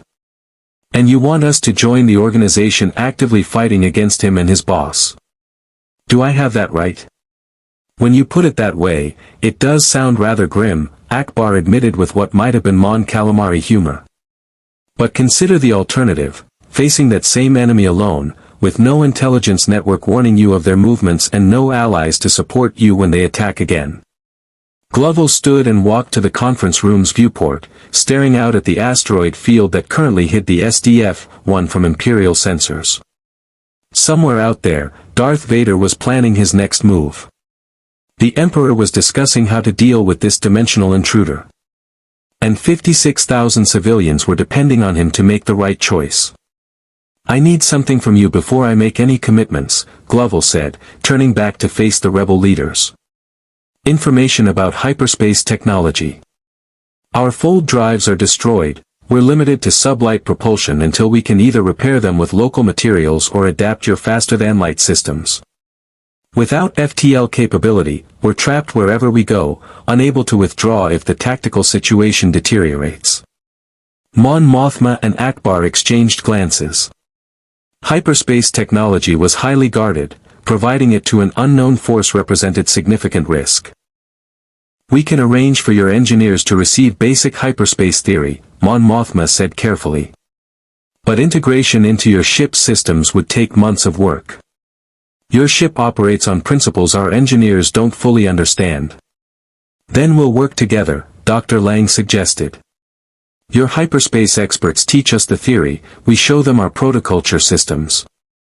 Collaborative research. By the time we're done, both sides understand each other's technology better. Borsk Phalaya's fur rippled with something that might have been alarm. That's a significant technology exchange. We'd need assurances that your systems won't be shared with the Empire if they capture your personnel. The same concern applies in reverse, Dr. Lang countered. If Imperial forces capture rebel personnel who've studied our technology, they gain the same intelligence. Risk cuts both ways in intelligence sharing. The Bothan conceded the point with a gesture. Captain Gloval returned to his seat, decision crystallizing in his mind. Here's what I can offer, Supreme Commander. Limited cooperation with Rebel Alliance operations, with the following conditions. 1. No operations that directly endanger civilian populations, ours or anyone else's. 2. We maintain independent command authority over the SDF-1 and all variable fighter squadrons. 3. You provide technical support for hyperspace integration and intelligence regarding Imperial movements. 4. If we discover a way to return to our own universe, we're free to leave without restriction. And in exchange? Mon Mothma asked. We'll support defensive operations against Imperial forces, provide variable fighter support for high-value rebel operations when feasible, and share non-classified information about our technology. But understand this, we're not joining your rebellion.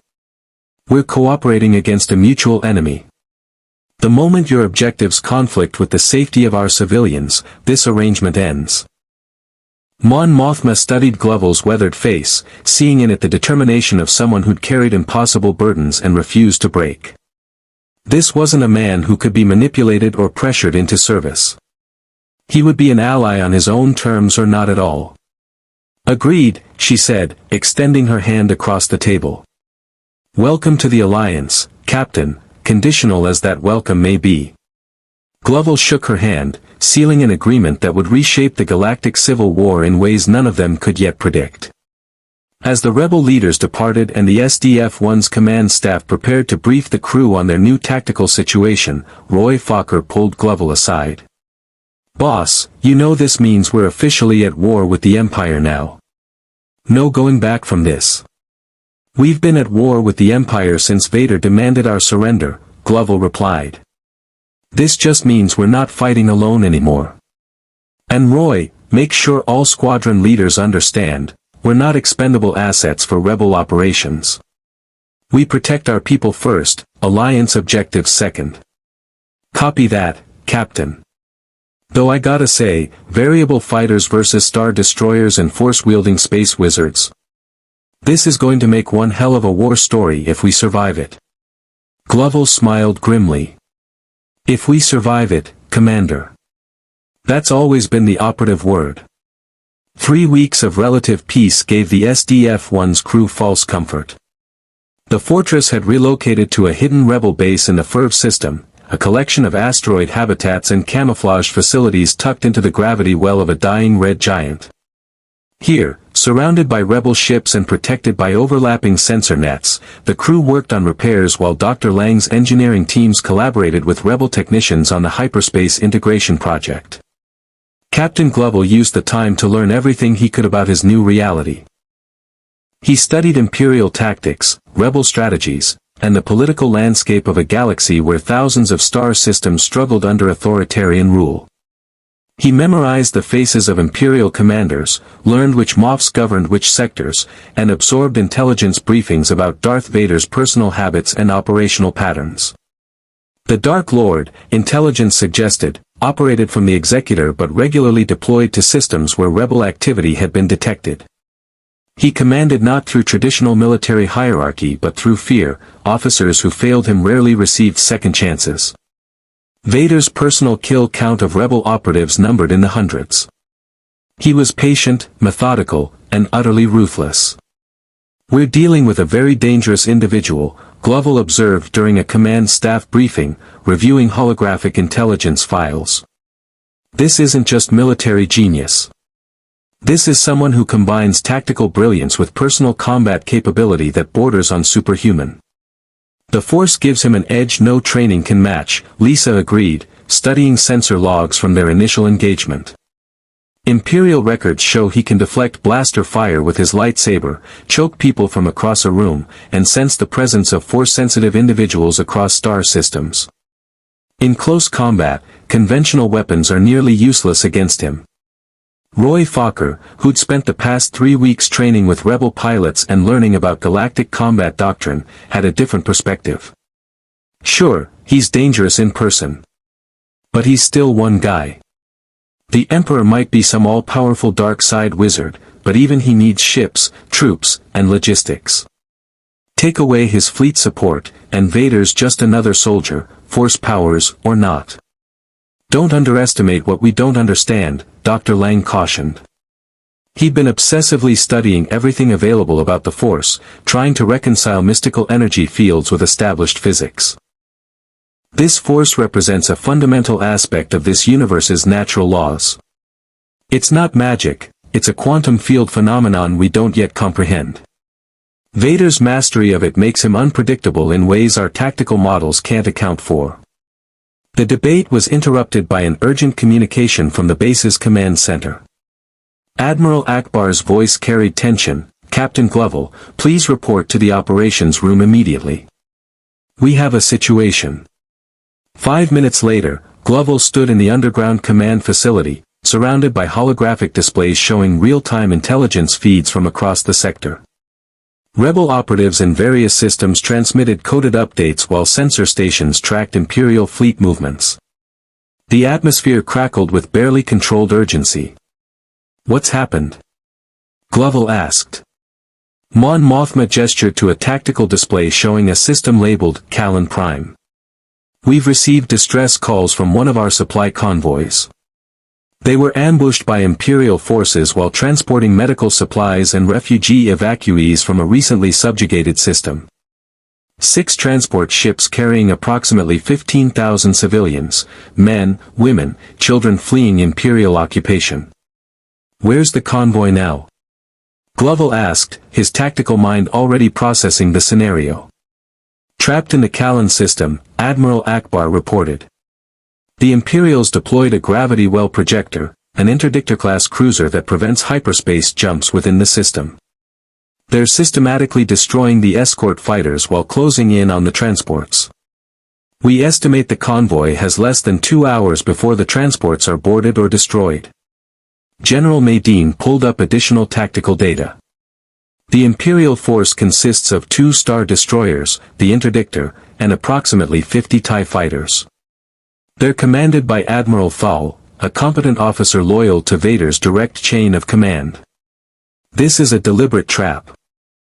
They knew the convoy route and deployed specifically to intercept it. You have forces nearby?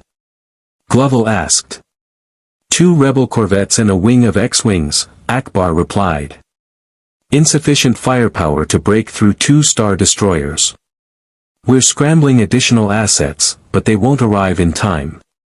By the time our fleet reaches Callan, those transports will be nothing but debris. Gloval studied the tactical display, calculating distances, response times, and engagement parameters. The Callan system was 3 hours away at the SDF-1's maximum sublight speed, too far. The convoy would be gone before they arrived.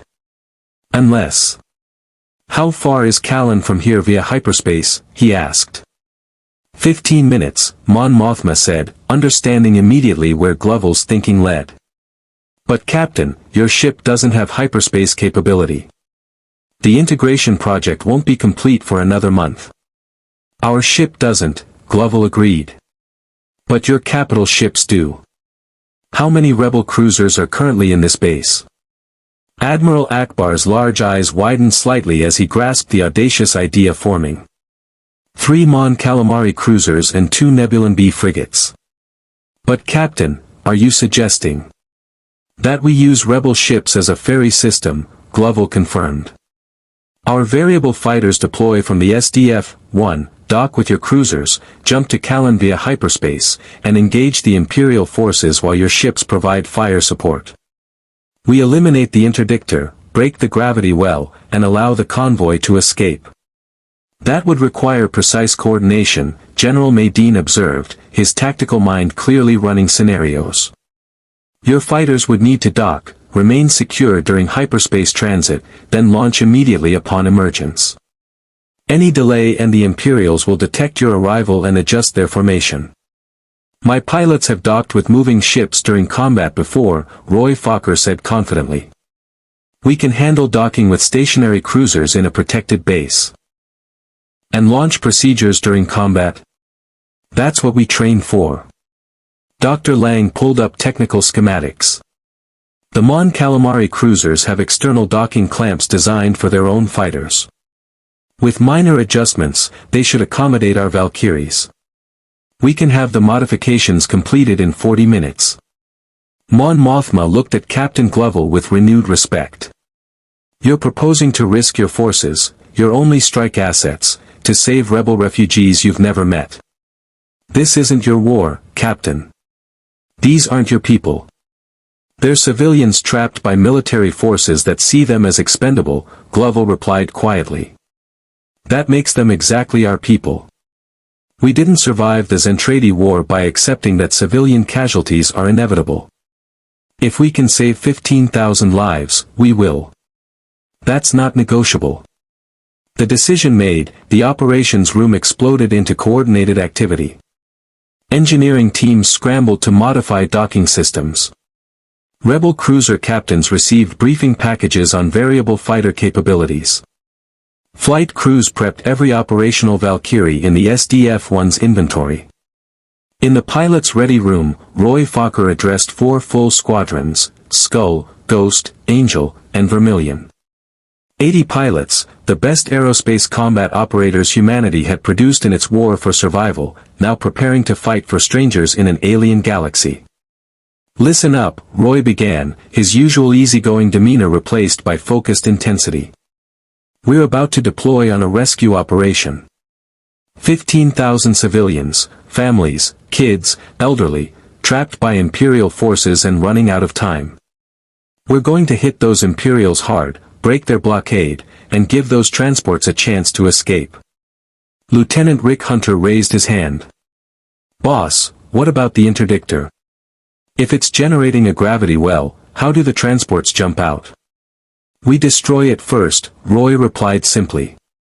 That's Skull Squadron's primary target. Once the interdictor goes down, the gravity well collapses and hyperspace becomes accessible again. Ghost and Angel squadrons will engage the TIE fighters and keep them off the transports. Vermilion Squadron provides close escort for the convoy during their escape window. And the Star Destroyers? Another pilot asked. That's where our rebel partners earn their keep, Roy explained. 3 Mon Calamari cruisers will engage the Star Destroyers directly, drawing their fire while we handle the fighters and the interdictor. It's going to be hot, it's going to be fast, and we're going to lose people. But those 15,000 civilians are counting on us to be better than the enemy expects. The pilots absorbed this, faces showing determination mixed with healthy fear. They'd fought impossible odds before, but never quite like this, hyperspace insertion into a hostile engagement zone, against enemies who'd proven themselves competent in previous encounters. One more thing, Roy added. Admiral Akbar tells me these transports are carrying families from a mining colony the Empire just subjugated. Entire communities fleeing persecution. Some of you have families on the SDF-1. Remember what you're fighting to protect, and extend that same protection to people you'll never meet. That's what separates us from the Zentradi. We fight for life, not death. Now suit up. We launch in 30 minutes. The pilots moved with practiced efficiency toward their lockers, pulling on flight suits and checking equipment. Rick Hunter found himself next to Max Sterling, Skull Squadron's newest member and arguably its most naturally gifted pilot. You nervous? Rick asked, adjusting his helmet straps. Terrified, Max admitted with a slight smile. But that's normal, right? Captain Gloval is asking us to risk our lives for people we've never met, in a war that isn't ours, using technology that's brand new to us. I'd be more worried if I wasn't scared. When you put it that way, it sounds insane, Rick observed. It is insane, Roy Fokker said, appearing beside them. But insane missions are kind of our specialty. Remember why we're doing this, boys. Those transports could be carrying the SDF-1 civilians just as easily. We defend them because it's right, not because it's easy. Now mount up. Time to show the Empire what variable fighters can do when there's something worth fighting for. 30 minutes later, 80 variable fighters launched from the SDF-1's flight decks and executed precision docking maneuvers with 3 Mon Calamari cruisers. The modifications held, external clamps secured the Valkyries against the cruisers' hulls in configurations that would allow rapid deployment once they emerged from hyperspace. On the bridge of the Mon Calamari cruiser Liberty, Admiral Akbar watched the docking procedures complete and opened a fleet-wide channel. All ships, this is Admiral Akbar. We jump to Callan in 2 minutes. Imperial forces will detect us immediately upon emergence. We must engage aggressively to give the variable fighters time to launch and the convoy time to escape. The fate of 15,000 lives depends on our actions in the next hour. May the Force be with us all. Captain Gloval, monitoring the operation from the SDF-1's bridge, opened a private channel to Roy Fokker. Commander, bring our people home. All of them. That's the plan, Captain, Roy replied from his cockpit, locked against the Liberty's hull and waiting for hyperspace transit. See you in a few hours. Skull Leader out. The Mon Calamari cruisers and their Nebulan B escorts engaged their hyperspace drives. Space twisted, stars stretched into lines, and the small rebel fleet vanished into the faster-than-light realm carrying humanity's hope toward a desperate battle against time and overwhelming force. On the SDF-1, Captain Gloval watched them go and felt the familiar weight of command settle over his shoulders. He'd sent his people into danger again. All he could do now was trust their training, their courage, and their refusal to accept that innocent lives were expendable.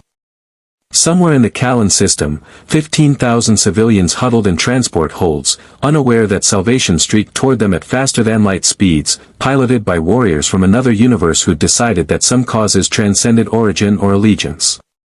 The galaxy was about to learn that the SDF-1's crew didn't just defend themselves, they defended those who couldn't defend themselves, regardless of the cost.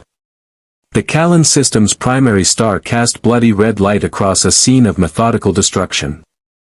6 civilian transport ships, their hulls scarred from hasty evacuation launches, limped through space at minimal power while Imperial TIE fighters harried them like predators toying with wounded prey.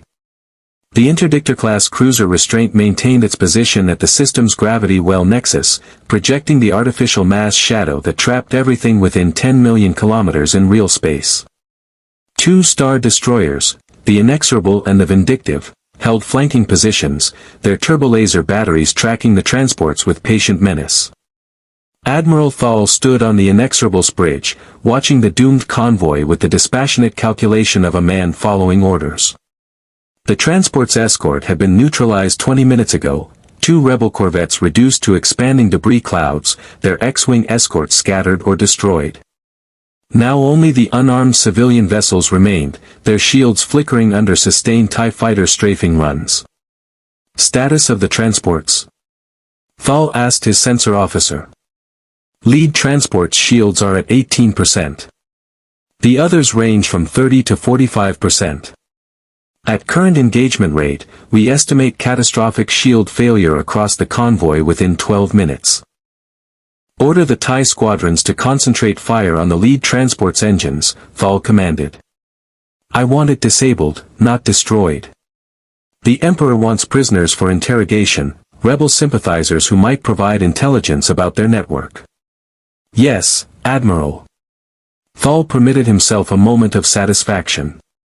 This convoy had been running supplies and evacuees for the rebellion for 3 months, always managing to evade Imperial interdiction through constantly changing routes and clever use of hyperspace bypasses. But Imperial intelligence had finally cracked their communication codes, providing exact coordinates and timing for this shipment. The trap had been perfectly executed. His sensor officer's voice interrupted his thoughts with sudden alarm. Admiral. Multiple hyperspace signatures emerging at the system's edge. Rebel capital ships, 3 Mon Calamari cruisers and 2 frigates. Thal's satisfaction evaporated into tactical urgency. Battle stations. All TIE squadrons, form defensive screen. Maintain pressure on the transports but prepare to engage capital ship threats. The rebel fleet emerged from hyperspace in a coordinated formation that spoke to experienced command. The Mon Calamari cruisers immediately began launching their fighter complement, X-wings and Y-wings that streaked toward the Imperial formation in attack vectors. But Admiral Thal's attention fixed on something else entirely. Sir, his sensor officer reported with growing confusion, detecting unusual fighter signatures launching from the rebel cruisers. They're the same configuration we encountered 3 weeks ago. The transforming fighters from that unknown fortress. Thal felt cold realization settle into his stomach. Lord Vader had warned all sector commanders about these fighters, their transformation capability, their superior combat performance, and most critically, their willingness to defend civilian targets. If they were here, this wasn't just a rebel rescue operation. This was a direct challenge to Imperial doctrine. All Star destroyers, concentrate fire on the Mon Calamari cruisers, Thal ordered, his tactical mind shifting strategies. TIE squadrons, engage those transforming fighters with maximum prejudice. Do not allow them to reach the transports or the interdictor. In space between the emerging rebel fleet and the trapped convoy, 80 variable fighters separated from their carrier vessels and formed up in squadron configurations. Roy Fokker's voice crackled across the tactical frequency, calm and focused despite the chaos erupting around them. All squadrons, this is Skull Leader. Primary objective is the interdictor, that gravity well generator is what's keeping these people trapped. Ghost and Angel, you're on fighter suppression. Keep those ties off our backs and away from the transports. Vermilion, close escort on the convoy. Once the interdictor goes down, you get those civilians out of here. Questions. Skull 4, Rick Hunter transmitted. What about the Star Destroyers? Let the Mon Calaries handle the big boys, Roy replied. We focus on what we do best, fast, aggressive fighter operations. Remember, we're not trying to win the battle. We're trying to buy time for 15,000 people to escape. Now let's move. Skull Squadron, form on me. Attack pattern Delta 7. 20 Valkyries accelerated toward the interdictor in a staggered formation designed to present multiple targeting solutions while maintaining mutual support. The TIE fighter screen, approximately 40 Imperial fighters positioned between the interdictor and the incoming threat, adjusted vectors to intercept. The two fighter groups collided at relativistic velocity, and the TIE pilots discovered what their comrades 3 weeks ago had learned: variable fighters didn't fight like anything else in the galaxy. Rick Hunter's Valkyrie dove into the TIE formation in fighter mode, his sensors tracking 3 Imperial craft attempting to bracket him in a standard pincer maneuver. At the last second before their firing solutions converged, Rick's fighter transformed to Guardian mode, the hybrid configuration that looked like a fighter growing arms and legs. His Valkyrie twisted 90 degrees perpendicular to its flight path, a maneuver that would have torn apart any standard aerospace craft, and brought his gunpod to bear on the closest TIE fighter. A half-second burst. The TIE disintegrated. Rick transformed back to fighter mode and accelerated through the expanding debris field, already acquiring his next target. Around him, his squadron mates executed similar maneuvers, transformations that defied conventional aerospace physics, weapon solutions that standard targeting computers couldn't predict, and aggressive tactics that spoke to pilots who'd learned their trade fighting for humanity's survival. "This is Skull 2, Lieutenant Ben Dixon transmitted, his Valkyrie in full Batloid mode, using its humanoid configuration's superior maneuverability to engage 3 TIEs simultaneously. These guys fight like they're following a textbook. Same patterns every time. Makes them predictable. Don't get overconfident," Roy warned, his own fighter executing a transformation sequence that let him pivot in place and eliminate 2 TIE fighters that had positioned themselves on his 6. Predictable doesn't mean incompetent. They're professional military pilots. Respect them even while you beat them. Max Sterling, flying as Skull 5 and already establishing himself as the squadron's most naturally talented pilot, had transformed to Guardian mode and was literally dancing through the TIE formation. His Valkyrie twisted, rolled, and pivoted in ways that seemed to violate inertia, his gunpod firing in short, precise bursts that wasted no ammunition. In 90 seconds of combat, he'd eliminated 5 TIE fighters without taking a single hit. "Skull 5, you're making the rest of us look bad," Rick transmitted, watching his wingman's performance with mixture of admiration and friendly rivalry. "Just doing my job," Max replied with characteristic modesty, even as his Valkyrie transformed back to fighter mode and accelerated toward the interdictor. "Boss, we've got a clear path to the target. TIE screen is broken." Roy checked his tactical display. Max was right. Ghost and Angel squadrons had engaged the remaining TIE fighters, drawing them away from Skull Squadron's attack vector. The interdictor sat exposed, its defensive batteries tracking the incoming Valkyries but lacking the firepower to stop a determined attack. "All Skull units, concentrate fire on the interdictor's gravity well projectors," Roy ordered. "Those 4 spherical structures on the dorsal hull. Put everything you've got into them. This ship dies now." 20 variable fighters opened fire simultaneously. Particle beams, plasma bolts, and missiles converged on the interdictor's gravity well generators with devastating precision.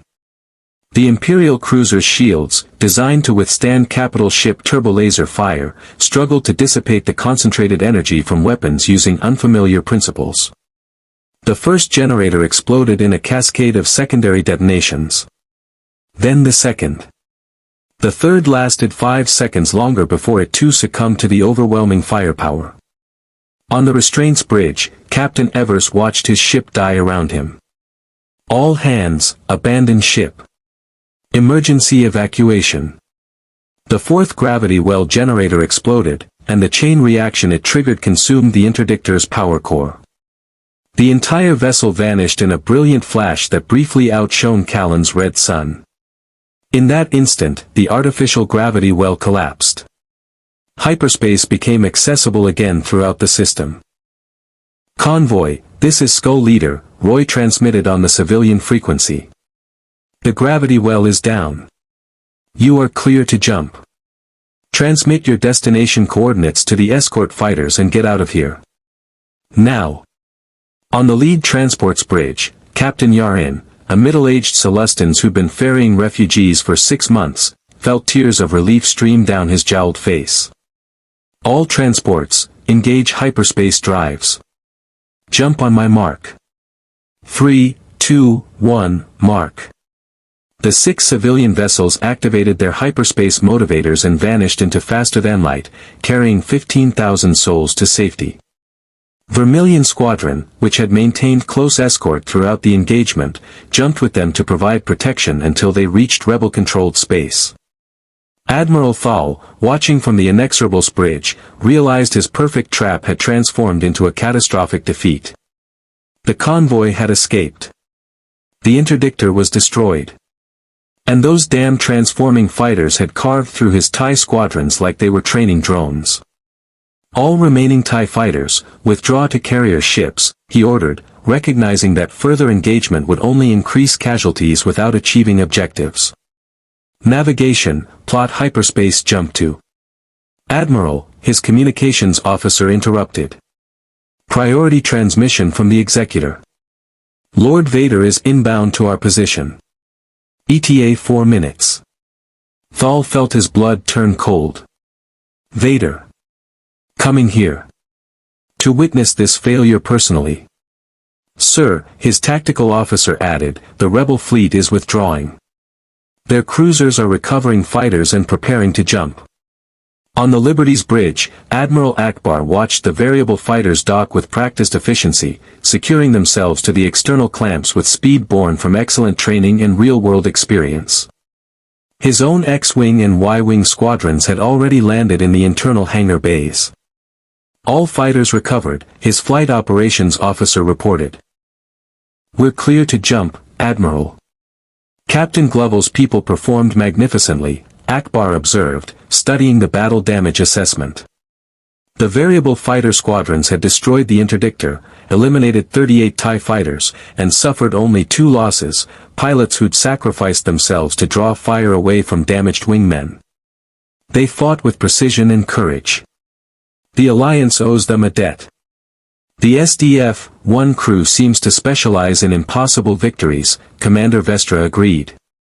Though I suspect this will make them an even higher priority target for the Empire.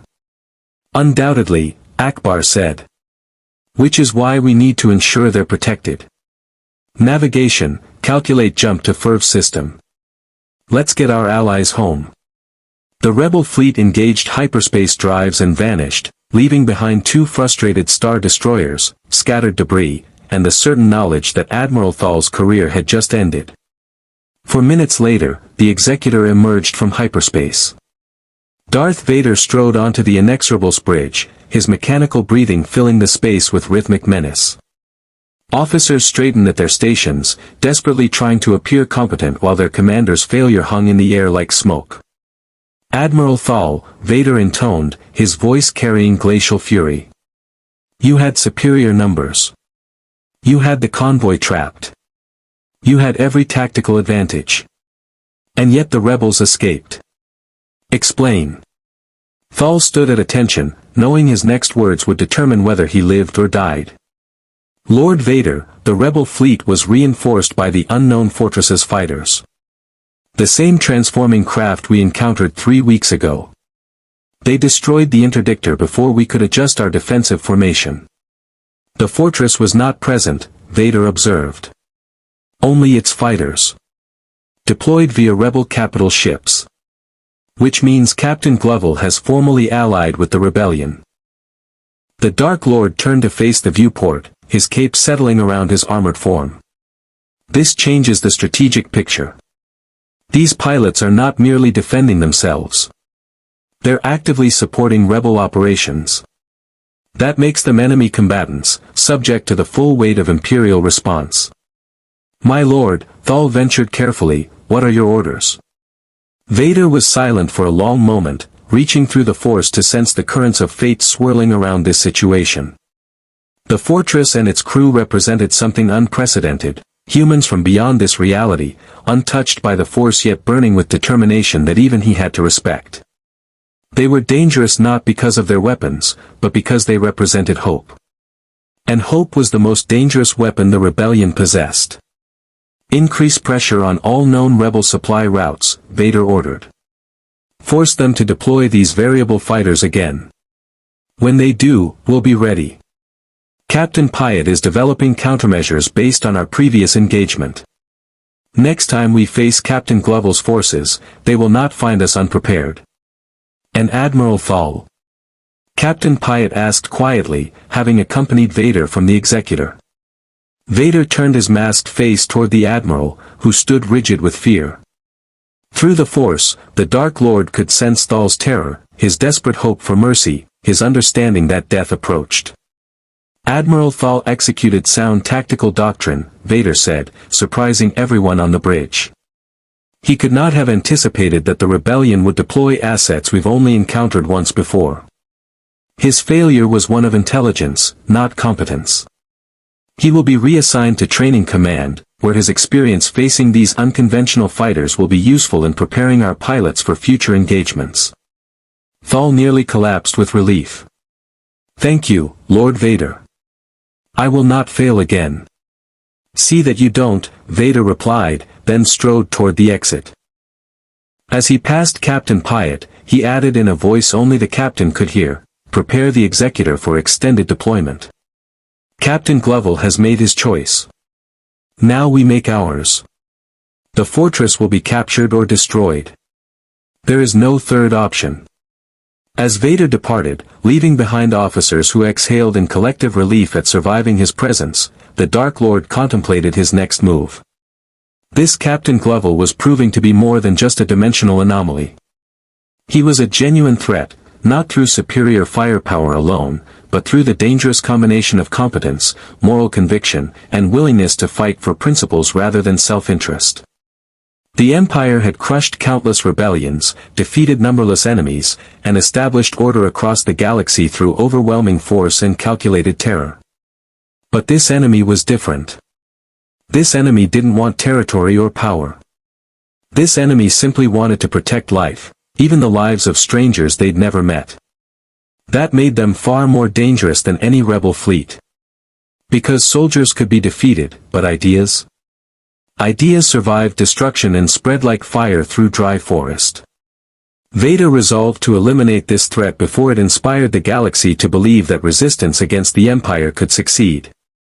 The war between universes had escalated from first contact to active engagement. And in the balance hung not just the SDF-1 survival, but the question of whether hope itself could exist in a galaxy ruled by fear.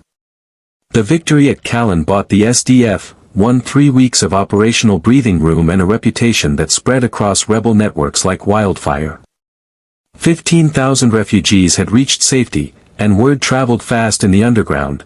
There existed a fortress from another reality, crewed by humans who fought for strangers with the same ferocity they'd show defending their own. Recruitment to the Rebel Alliance surged in 6 sectors.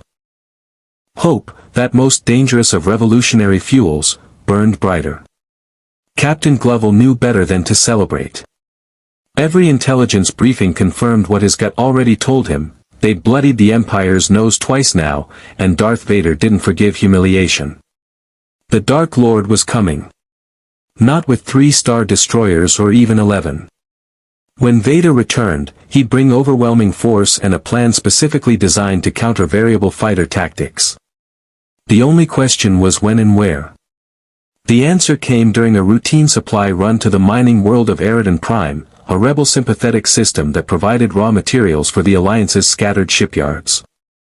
The SDF-1 had finally completed basic hyperspace integration, not the elegant full drives of their home universe, but crude hybrid systems that allowed short-range faster-than-light jumps. Dr. Lang's team had essentially strapped Imperial salvaged hyperspace motivators to the fortress's hull using Protoculture reactors as power sources. The result was functional but temperamental, requiring careful calibration before each jump. It's like attaching a horse-drawn carriage to a nuclear reactor, Dr. Lang had explained during the test runs. The technologies weren't meant to work together, but desperation makes excellent engineers. The SDF-1 emerged from hyperspace at Eridan Prime's outer marker, Captain Gloval expecting to find the usual orbital traffic, mining barges, rebel freighters, local defense platforms.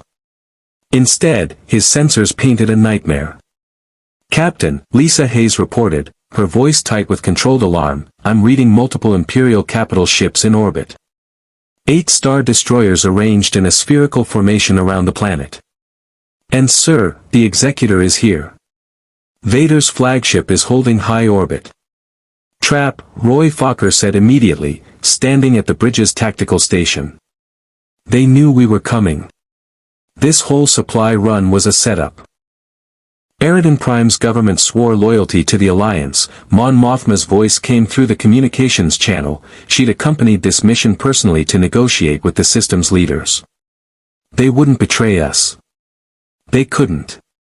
The Empire would execute their entire planetary council for even negotiating with the rebellion." "Then someone else betrayed us," Gloval replied, his tactical mind already processing the geometry of the trap. 8 Star Destroyers meant they were boxed in on all sides. The Executor added firepower equivalent to 3 more capital ships. And this time, the Imperials had positioned themselves to prevent any breakout maneuver. Vanessa's communications console erupted with an incoming transmission. "Captain, we're being hailed. It's Lord Vader himself." "Put it through," Gloval ordered. The bridge speakers filled with that mechanical breathing, each hiss click a reminder that the being on the other end was more machine than man, sustained by technology and powered by hatred refined to absolute purity. "Captain Gloval," Vader's voice resonated with dark certainty. "You have proven yourself a capable commander. You've bloodied Imperial forces, destroyed our vessels, and emboldened the rebellion with your victories. The Emperor himself has taken notice of your accomplishments." Gloval said nothing, waiting for the Dark Lord to reveal his purpose. "You cannot escape," Vader continued. 8 Star Destroyers surround you. The Executor's firepower alone exceeds your defensive capabilities. Your variable fighters, impressive as they are, cannot engage 200 TIE fighters while simultaneously defending your fortress. You are trapped, outgunned, and facing annihilation. And yet you're talking instead of firing, Gloval observed. "Which means you want something other than our destruction." Through the Force, Vader felt a flicker of respect for the captain's tactical acumen. This was no fool to be intimidated by displays of force. This was a warrior who understood the deeper game being played. "Your ship represents technology the Empire has never encountered," Vader said. "Transformation systems, energy weapons beyond our current capabilities, and propulsion that operates on principles our scientists don't comprehend. The Emperor desires this technology. Surrender your vessel intact, provide full technical specifications, and accept integration into the Imperial Navy as a specialized unit. In exchange, your civilian population will be spared and relocated to a comfortable core world where they'll live under Imperial protection." On the SDF-1's bridge, the senior staff exchanged glances.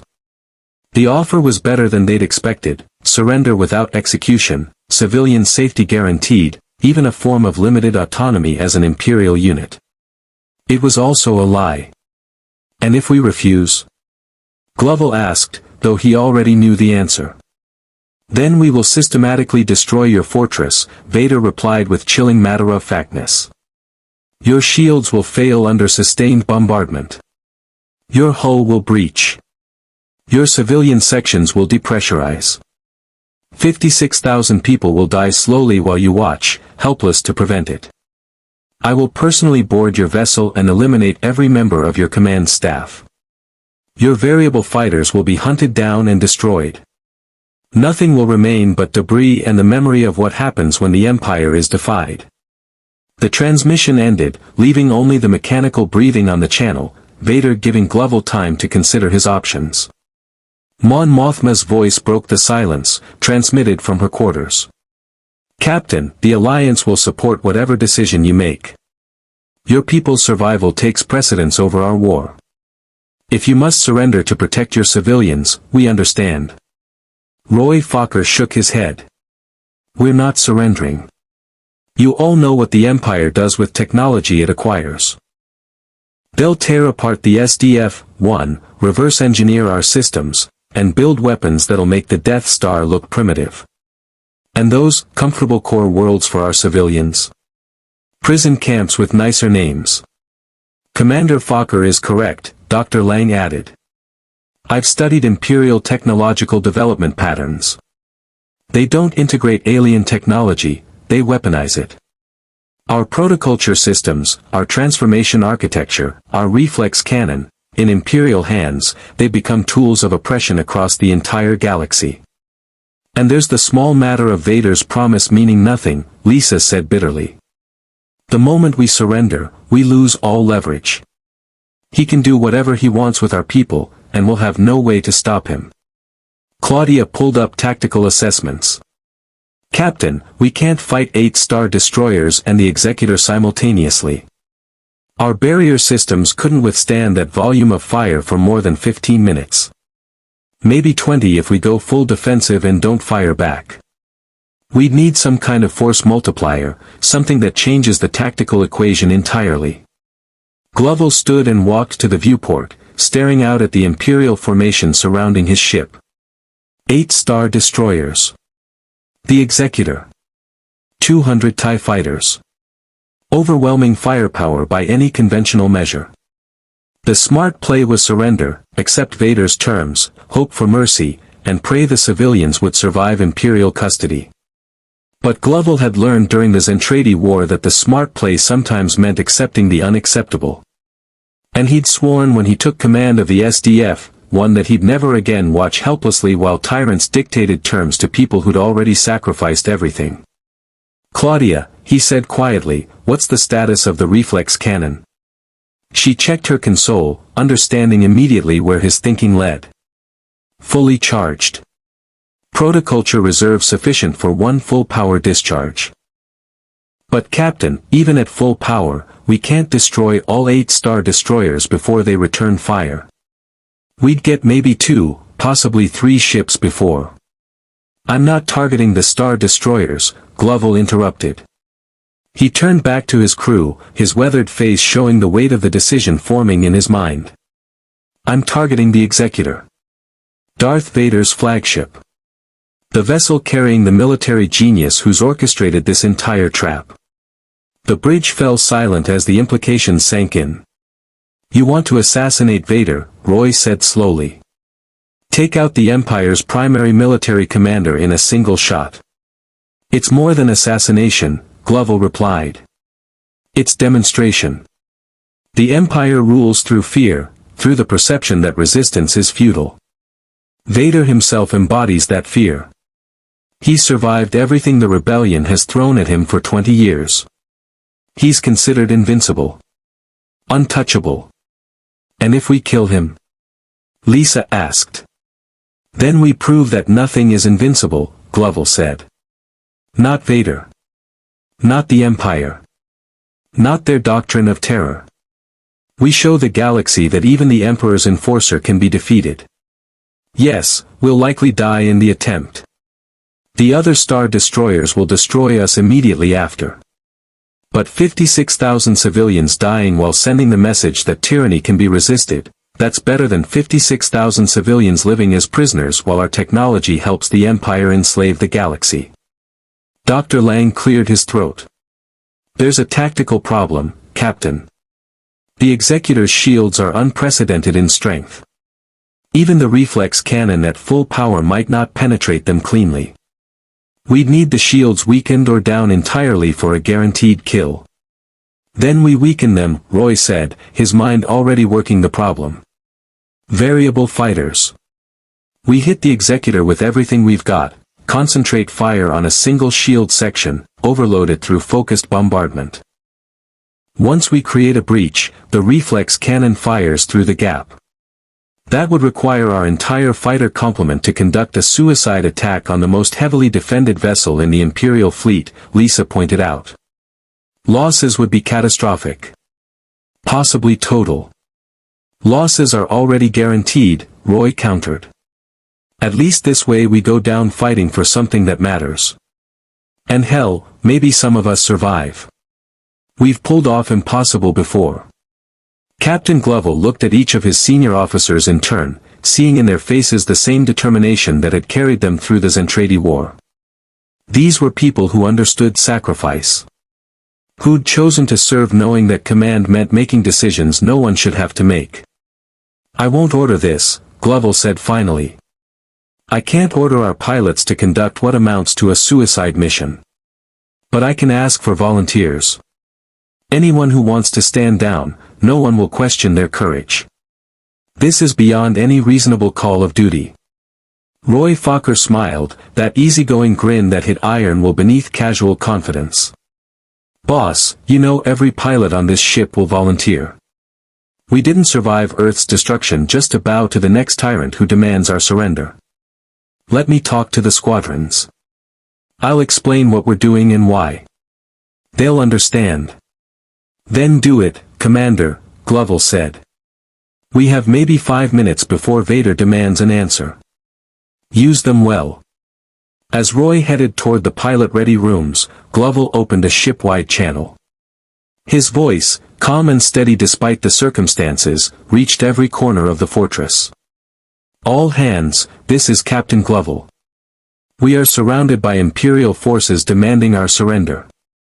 They've promised safety for our civilians in exchange for our ship and technology.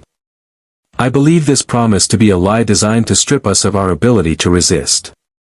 In 5 minutes, we will refuse their demands and engage in combat against overwhelming odds.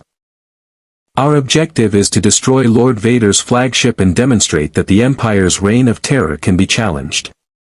Many of us will not survive. But those who do will carry forward the knowledge that we fought, not for conquest, not for politics, but because some principles are worth dying for. Protect your families, hold your stations, and remember why we're here. This is not our galaxy, but these are our principles. Gloval out. In Macross City, the civilian population listened to their captain's words and understood what was coming. Some gathered their children close. Others whispered prayers in languages from a universe away. But none panicked. They'd survived the Zentradi bombardment of Earth. They'd endured impossible odds before. If this was their end, they'd face it as they'd faced every other catastrophe, together. In the pilot-ready room, 80 variable fighter pilots sat in absolute silence as Roy Fokker explained the mission. When he finished, asking for volunteers to conduct an attack that would likely kill them all, every single hand rose. Figured as much, Roy said, his voice thick with emotion and pride. All right then. We're going after the Executor's forward shield generators. Skull Squadron leads, concentrating fire on Shield Generator 7, that's the forward ventral section. Ghost and Angel follow immediately after, maintaining pressure on the same target. Vermilion holds back for the final attack run once the shield collapses. Questions? Rick Hunter stood. Boss, what about the TIE fighter screen? 200 fighters will be all over us the second we launch. Let them come, Roy replied. We're not trying to survive this, Rick. We're trying to buy the SDF-1 enough time to get that main gun shot. Every second we stay alive is a second closer to mission success. Now mount up. Time to show Darth Vader why you don't back Earth's children into corners and expect them to surrender quietly. On the Executor's bridge, Darth Vader stood before the viewport, staring at the trapped fortress and reaching through the Force to understand the minds commanding it. He felt determination. Resolve. And something else, something that troubled even the Dark Lord. Acceptance. They'd already decided to die. Which made them far more dangerous than enemies who still hoped to survive. Captain Piet, Vader said quietly, increase alert status. All batteries, target locks on the fortress. Something is about to happen. My lord. They're going to fight, Vader said with certainty. And they're going to try something desperate. Be ready. On the SDF-1's bridge, Captain Gloval watched his tactical display as 80 variable fighters launched and formed up for their final attack. He opened a channel to the fighter frequency. "All squadrons, this is actual. Thank you for everything. It's been an honor serving with you. Now go show them what happens when you threaten our home." Roy Fokker's voice came back, steady and confident even in the face of death. "Copy that, Captain. Skull Squadron to all fighters, let's dance." The variable fighters accelerated toward the executor in a formation that looked almost ceremonial in its precision. And as Darth Vader watched them come, the Dark Lord understood with absolute clarity that this battle would define both the SDF-1's legacy and the Empire's response to dimensional threats for years to come. The final confrontation between the fortress from beyond stars and the Empire's ultimate enforcer had begun, and only one would survive to tell the tale. 80 variable fighters accelerated toward the executor in the face of 200 launching TIE fighters, and for 3 heartbeats, the galaxy seemed to hold its breath. Then space erupted into chaos. Roy Fokker's Valkyrie-led Skull Squadron in a dive trajectory that put them on intercept course with the executor's ventral shield generators, his fighters' sensors painting targets faster than any human should be able to process. Behind him, his squadron followed in perfect formation, Rick Hunter on his wing, Max Sterling covering their 6, Ben Dixon providing suppressive fire against the TIE screen beginning to form. "All Skull units, weapons free." Roy transmitted. "Concentrate fire on shield generator 7. Pour everything you've got into that section. Don't stop shooting until you're out of ammo or out of sky." The Valkyries opened fire as one, particle beams and plasma bolts converging on a single point of the executor's forward ventral shields. The Super Star Destroyer's defensive systems, designed to withstand concentrated capital ship bombardment, struggled against the focused assault from weapons operating on principles Imperial engineers had never encountered. The shields held, but barely, their strength depleting by percentage points with each second of sustained fire. On the executor's bridge, alarms screamed across multiple stations as the shield integrity readings dropped into amber warning zones. "Forward ventral shields at 72% and falling," the defensive coordinator shouted. "Those fighters are using some kind of particle acceleration weapons. The shields are having difficulty dispersing the energy." Captain Pyatt turned to Darth Vader. "My lord, they're targeting a specific shield section. If they breach, deploy all TIE squadrons," Vader commanded, his mechanical breathing accelerating slightly, the only outward sign of tactical concern. "Concentrate interceptors on the lead squadron. Break their formation before they can collapse the shields." 200 TIE fighters swarmed toward the variable fighter formations like a hive responding to an intruder. The Imperial pilots flew with disciplined coordination, executing the countermeasures Captain Pyatt had developed based on previous engagements, spread formations to prevent concentrated target opportunities, paired attacks to force variable fighters into defensive transformations, and sustained pressure to prevent the Valkyries from maintaining focused fire on single targets. It should have worked. Against any conventional fighter force, it would have been devastatingly effective. But the pilots of Skull Squadron weren't conventional, and they weren't fighting to survive, they were fighting to create an opening for a weapon that could kill gods. Rick Hunter's Valkyrie took hits across its left wing as 3 TIE fighters converged on his position, their coordinated fire forcing him into evasive maneuvers. His fighter transformed to Guardian mode mid-turn, using the hybrid configuration's impossible maneuverability to twist through the crossfire. His gun pod tracked the nearest TIE and fired a burst that shredded the Imperial fighter's cockpit. "Skull 4, you've got 2 more on your 6. Max Sterling's voice came through Rick's helmet, followed immediately by covering fire that eliminated one of the pursuing TIEs.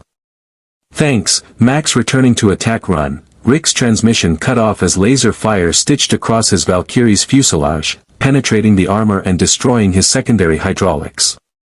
Warning lights flooded his cockpit.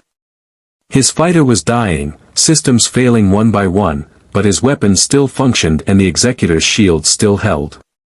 Rick pointed his crippled Valkyrie directly at shield generator 7 and pushed his throttle to maximum. "This is Skull 4. I'm hit bad. Going in close. Tell my family. His fighter accelerated toward the Super Star Destroyer, guns blazing until the moment a TIE fighter's perfectly placed shot struck his engine core. The Valkyrie exploded in a brilliant flash. Rick Hunter, age 22, died doing what he trained his entire life to do, protecting those who couldn't protect themselves. Rick. Roy Fokker's voice cracked with grief and rage. Skull Squadron, press the attack. Don't let his sacrifice mean nothing. But across the engagement sphere, similar scenes played out with horrifying frequency. Ghost Squadron's commander took a TIE fighter's laser burst through his cockpit and died instantly. Angel Squadron lost 3 pilots in 15 seconds to a coordinated Imperial attack wing. Ben Dixon's fighter took critical damage and exploded while covering his squadron leader's attack run. The variable fighters were winning individual engagements, their transformation technology and superior pilot training giving them the edge in one-on-one combat. But the mathematics of attrition couldn't be denied. For every TIE fighter destroyed, the Imperial forces had 3 more. For every variable fighter lost, humanity's defensive capability diminished irreplaceably. On the SDF-1's bridge, Captain Gloval watched his pilots die and forced himself to remain focused on the mission objective. Every instinct screamed to recall the fighters, to withdraw before losing everyone. But he'd made his choice, and now he had to see it through.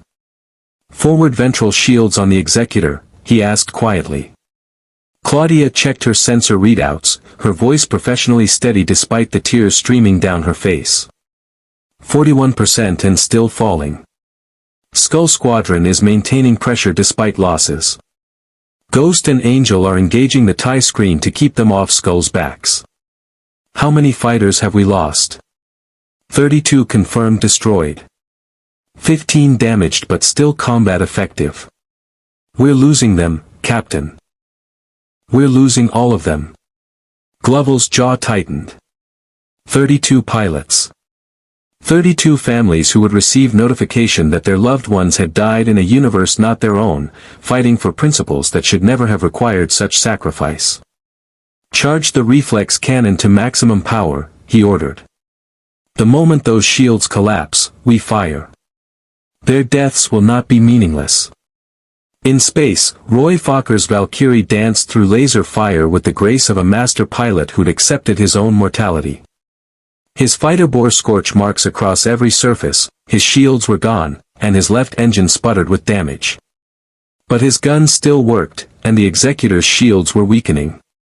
Skull leader to all remaining fighters, Roy transmitted, his voice carrying calm certainty even as proximity alarms screamed in his cockpit. We're almost there. Shields are at 38%. One more push and we crack them. Whatever happens after, you all did magnific. A TIE interceptor, faster and more maneuverable than standard TIE fighters, emerged from his sensor blind spot and fired a sustained burst directly into his cockpit. Roy Fokker, the greatest pilot of his generation and the man who taught an entire squadron the difference between flying and fighting, died instantly.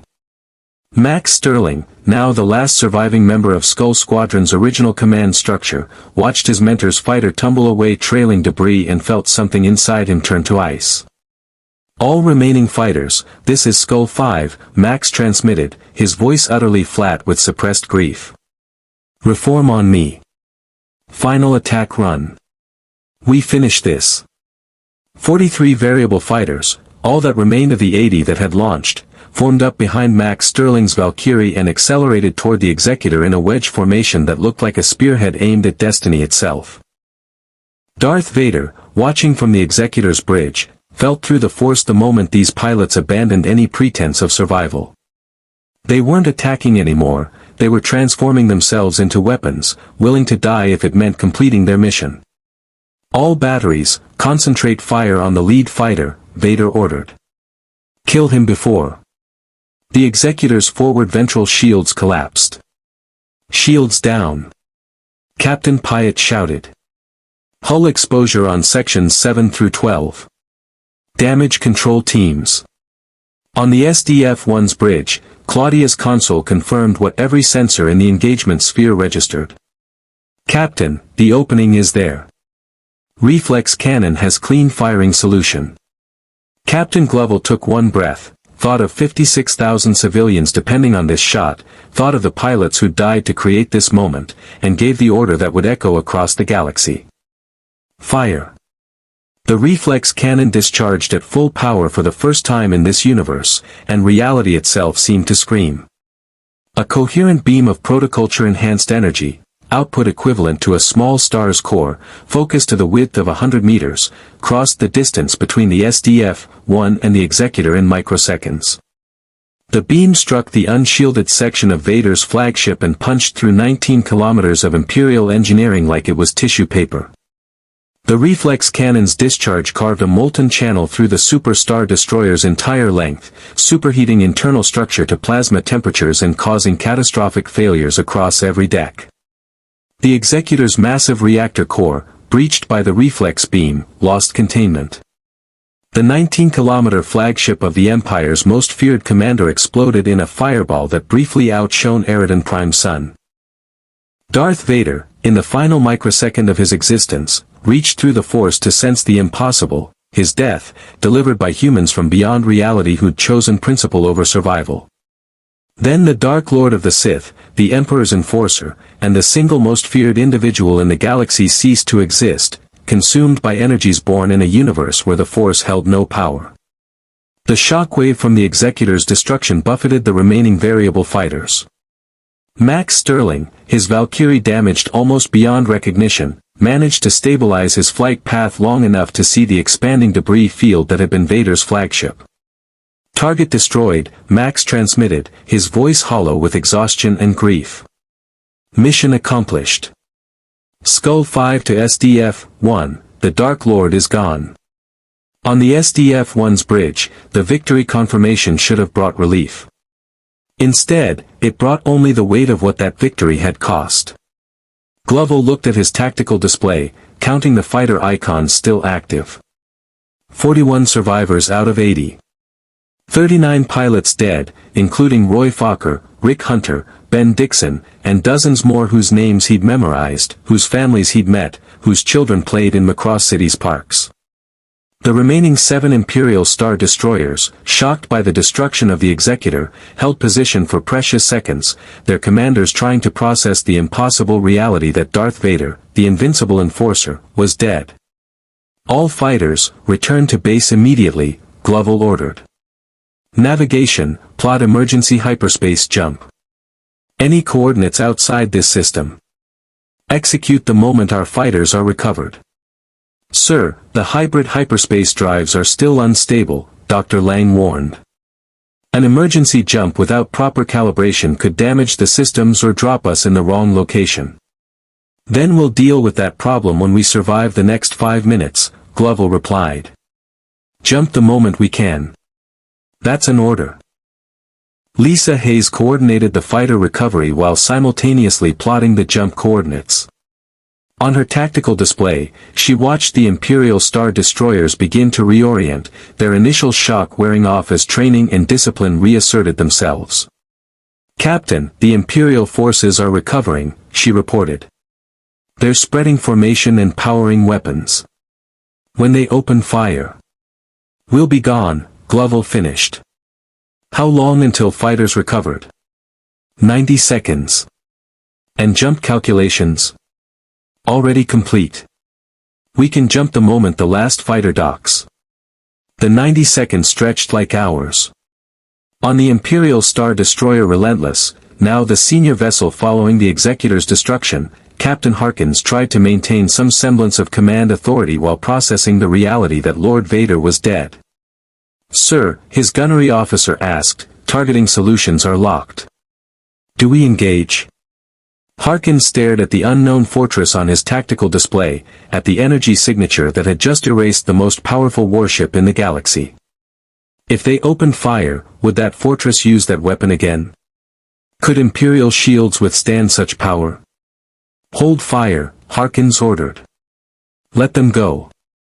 Report this to the Emperor immediately. Let him decide how to respond to this.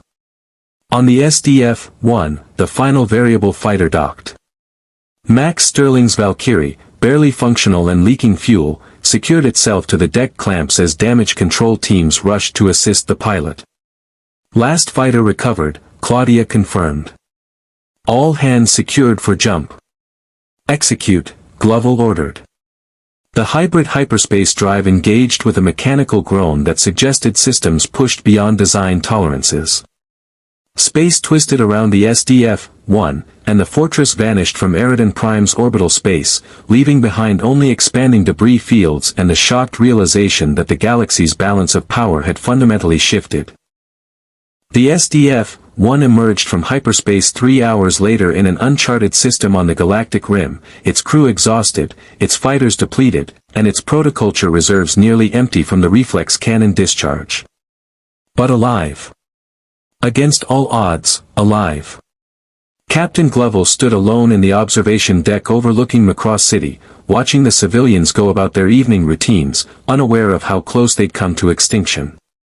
Below, in the streets he'd fought to protect, children played while their parents prepared dinner.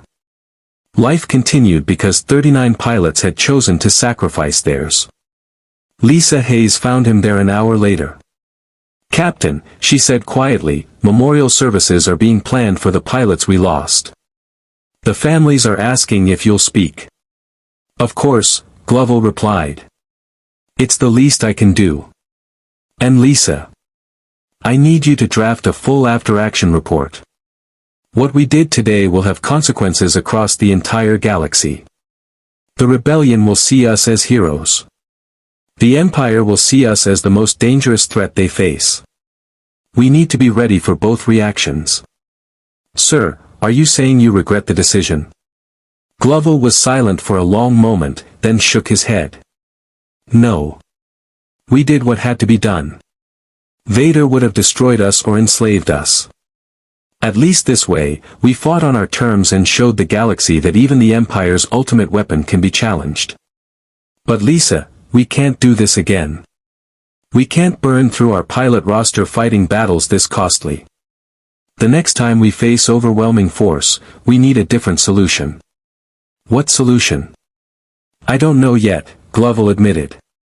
"But we'll figure it out. We always do. Now come on. Let's go tell those families that their loved ones died as heroes. It won't make their grief any less, but they deserve to know the truth." As they walked toward the memorial chapel, neither noticed the incoming transmission being received by the communications center, a coded message from deep within Imperial space, bearing the personal seal of Emperor Palpatine himself. The message was brief and carried the weight of absolute power. "The fortress and its crew have killed Lord Vader. Assemble the First Fleet. Prepare Project Contingency. This dimensional intruder will be captured or obliterated. There will be no third outcome. The Emperor has spoken." The war between universes had escalated beyond tactical engagements into something far more dangerous, a personal vendetta from the galaxy's ultimate power, now committed to destroying the SDF-1 with every resource the Empire possessed. But that was a problem for tomorrow. Tonight, the SDF-1's crew mourned their dead, celebrated their survival, and tried to find meaning in the impossible choice they'd been forced to make. In the pilot-ready room, Max Sterling sat alone, holding Roy Fokker's flight helmet and thinking about the man who taught him that being a great pilot meant more than flying well, it meant knowing what was worth fighting for. In the medical bay, Dr. Lang supervised repairs to the damaged variable fighters while mentally calculating how many more engagements they could survive with their dwindling resources. And in his quarters, Captain Henry Gloval wrote letters to 39 families, each one beginning with the same impossible words. "It is my duty to inform you that your loved one died in service to principles that transcend any single universe. The SDF-1 had won its greatest victory and paid its highest cost. What came next would determine whether that sacrifice meant salvation or simply delayed the inevitable." The SDF-1 Macross drifted through the uncharted reaches of the galactic rim, a fortress city carrying 56,000 souls who now belonged fully to neither their origin universe nor the galaxy they'd been thrust into. In the 3 months following the Battle of Eridan Prime, the engagement that killed Darth Vader and shattered the Empire's aura of invincibility, the crew had learned to exist in the liminal space between refugee and revolutionary, between survivor and soldier. The memorial wall in Macross City's central plaza bore 39 names now, etched in Durasteel salvaged from Imperial wrecks and polished to mirror brightness. Families visited daily, touching names and remembering faces. Roy Fokker, Rick Hunter, Ben Dixon. The list continued, each name representing not just a pilot but a father, brother, son, or daughter who'd chosen principle over preservation. Captain Gloval stood before that wall each morning, a ritual he'd maintained since the memorial's dedication. Today, a young girl, Maya Rodriguez, the 8-year-old daughter of Lieutenant Carlos Rodriguez, stood beside him, her small hand holding a single flower. "My mom says Papa died so we could live," Maya said quietly, staring at her father's name. "Is that true?" Gloval knelt beside her, his weathered face gentle despite the weight it carried. "Your father died because he believed some things are worth any sacrifice. Protecting people who can't protect themselves. Standing against tyranny. Making sure children like you grow up free. He was one of the bravest people I've ever known. Will we ever go home?" Maya asked, the question every civilian aboard asked in one form or another. "I don't know," Gloval admitted with the honesty he owed her. "Dr. Lang is working on understanding the dimensional barriers that brought us here. Maybe someday we'll find a way back. But Maya, wherever we are, whatever universe holds us, this ship is our home. These people are our family. And your father made sure that home survived." The girl nodded, placed her flower at the memorial's base, and walked back to her mother waiting at the plaza's edge. Gloval watched her go, thinking about the future he'd bought with blood and wondering if it was enough. The galaxy had changed in the 3 months since Vader's death.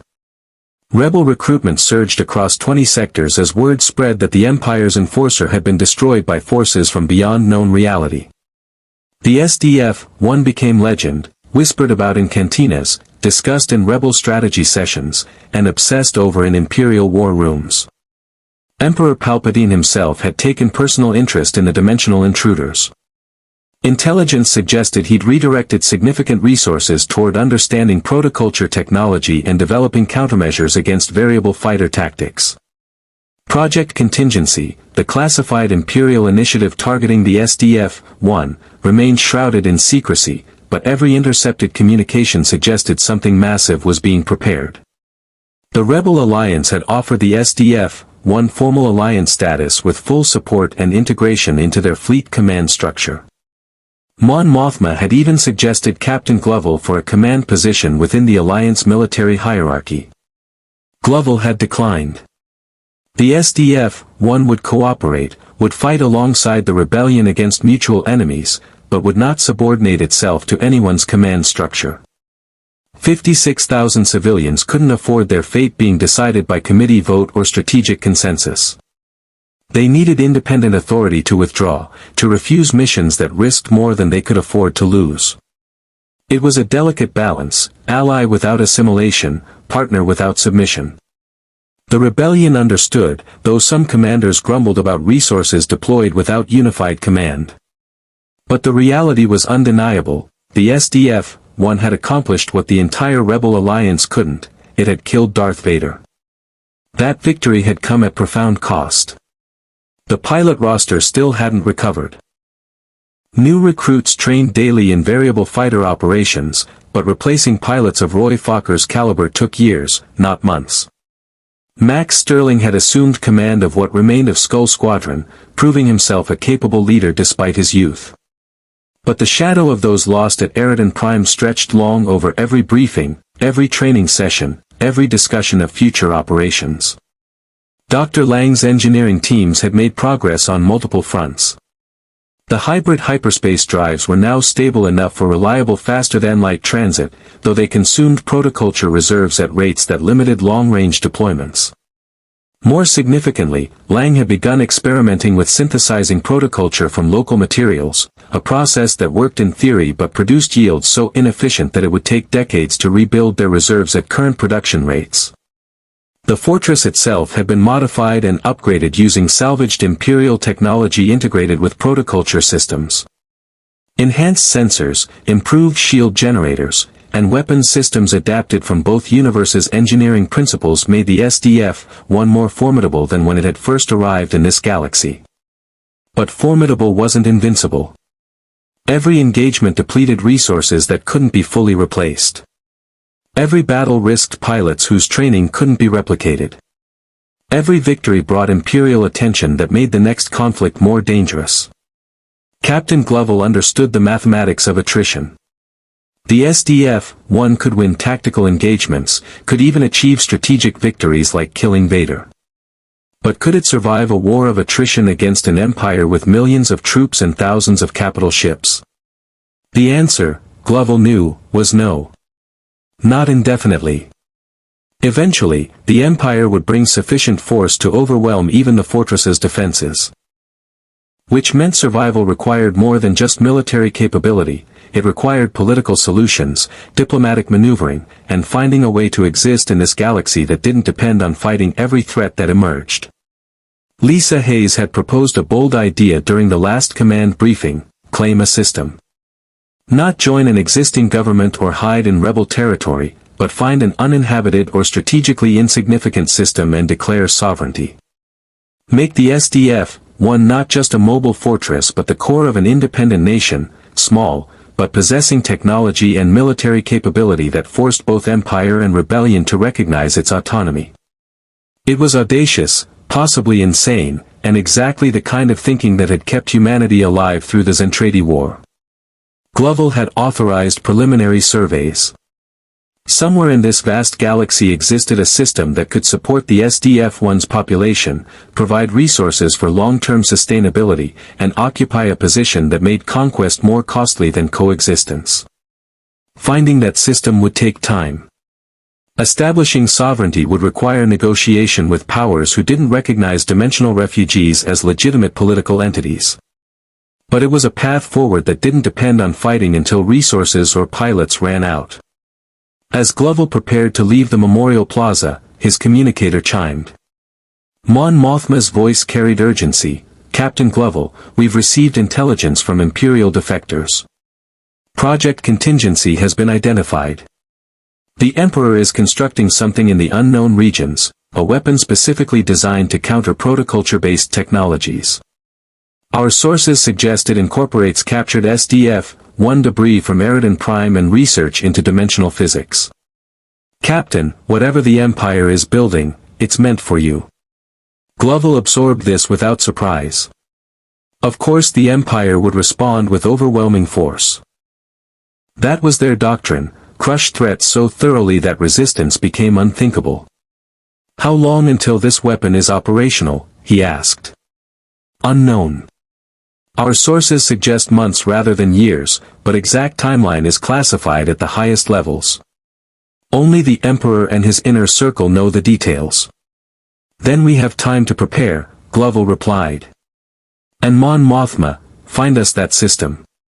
A place we can defend permanently, where the Empire's superweapon will find targets that shoot back with everything we've learned about fighting in this galaxy. Already working on it, Captain. We have several candidates. I'll forward the survey data. The transmission ended, and Gloval looked back at the memorial wall one final time. 39 names. 39 reasons to ensure their sacrifice mattered. 39 reminders that survival wasn't enough, they had to build something worth surviving for. The SDF-1 had entered the Star Wars galaxy as refugees fleeing through dimensional barriers. It had become a legend through impossible victories against overwhelming odds. Now it stood at a crossroads, continue as wandering warriors, eventually ground down by attrition, or transform into something new. A nation unto itself. A sovereign power that existed not through conquest but through the demonstrated will to defend its principles with every weapon at its disposal. The galaxy would resist. The Empire would oppose any sovereignty that challenged its authority. Even the rebellion might question the wisdom of supporting an independent power with its own agenda. But the crew of the SDF-1 had proven something that would echo through this galaxy for generations: beings from beyond known reality, untouched by the Force but guided by unyielding principle, could stand against the greatest powers this universe possessed and emerge victorious. They had killed Darth Vader. They had survived the Emperor's attention.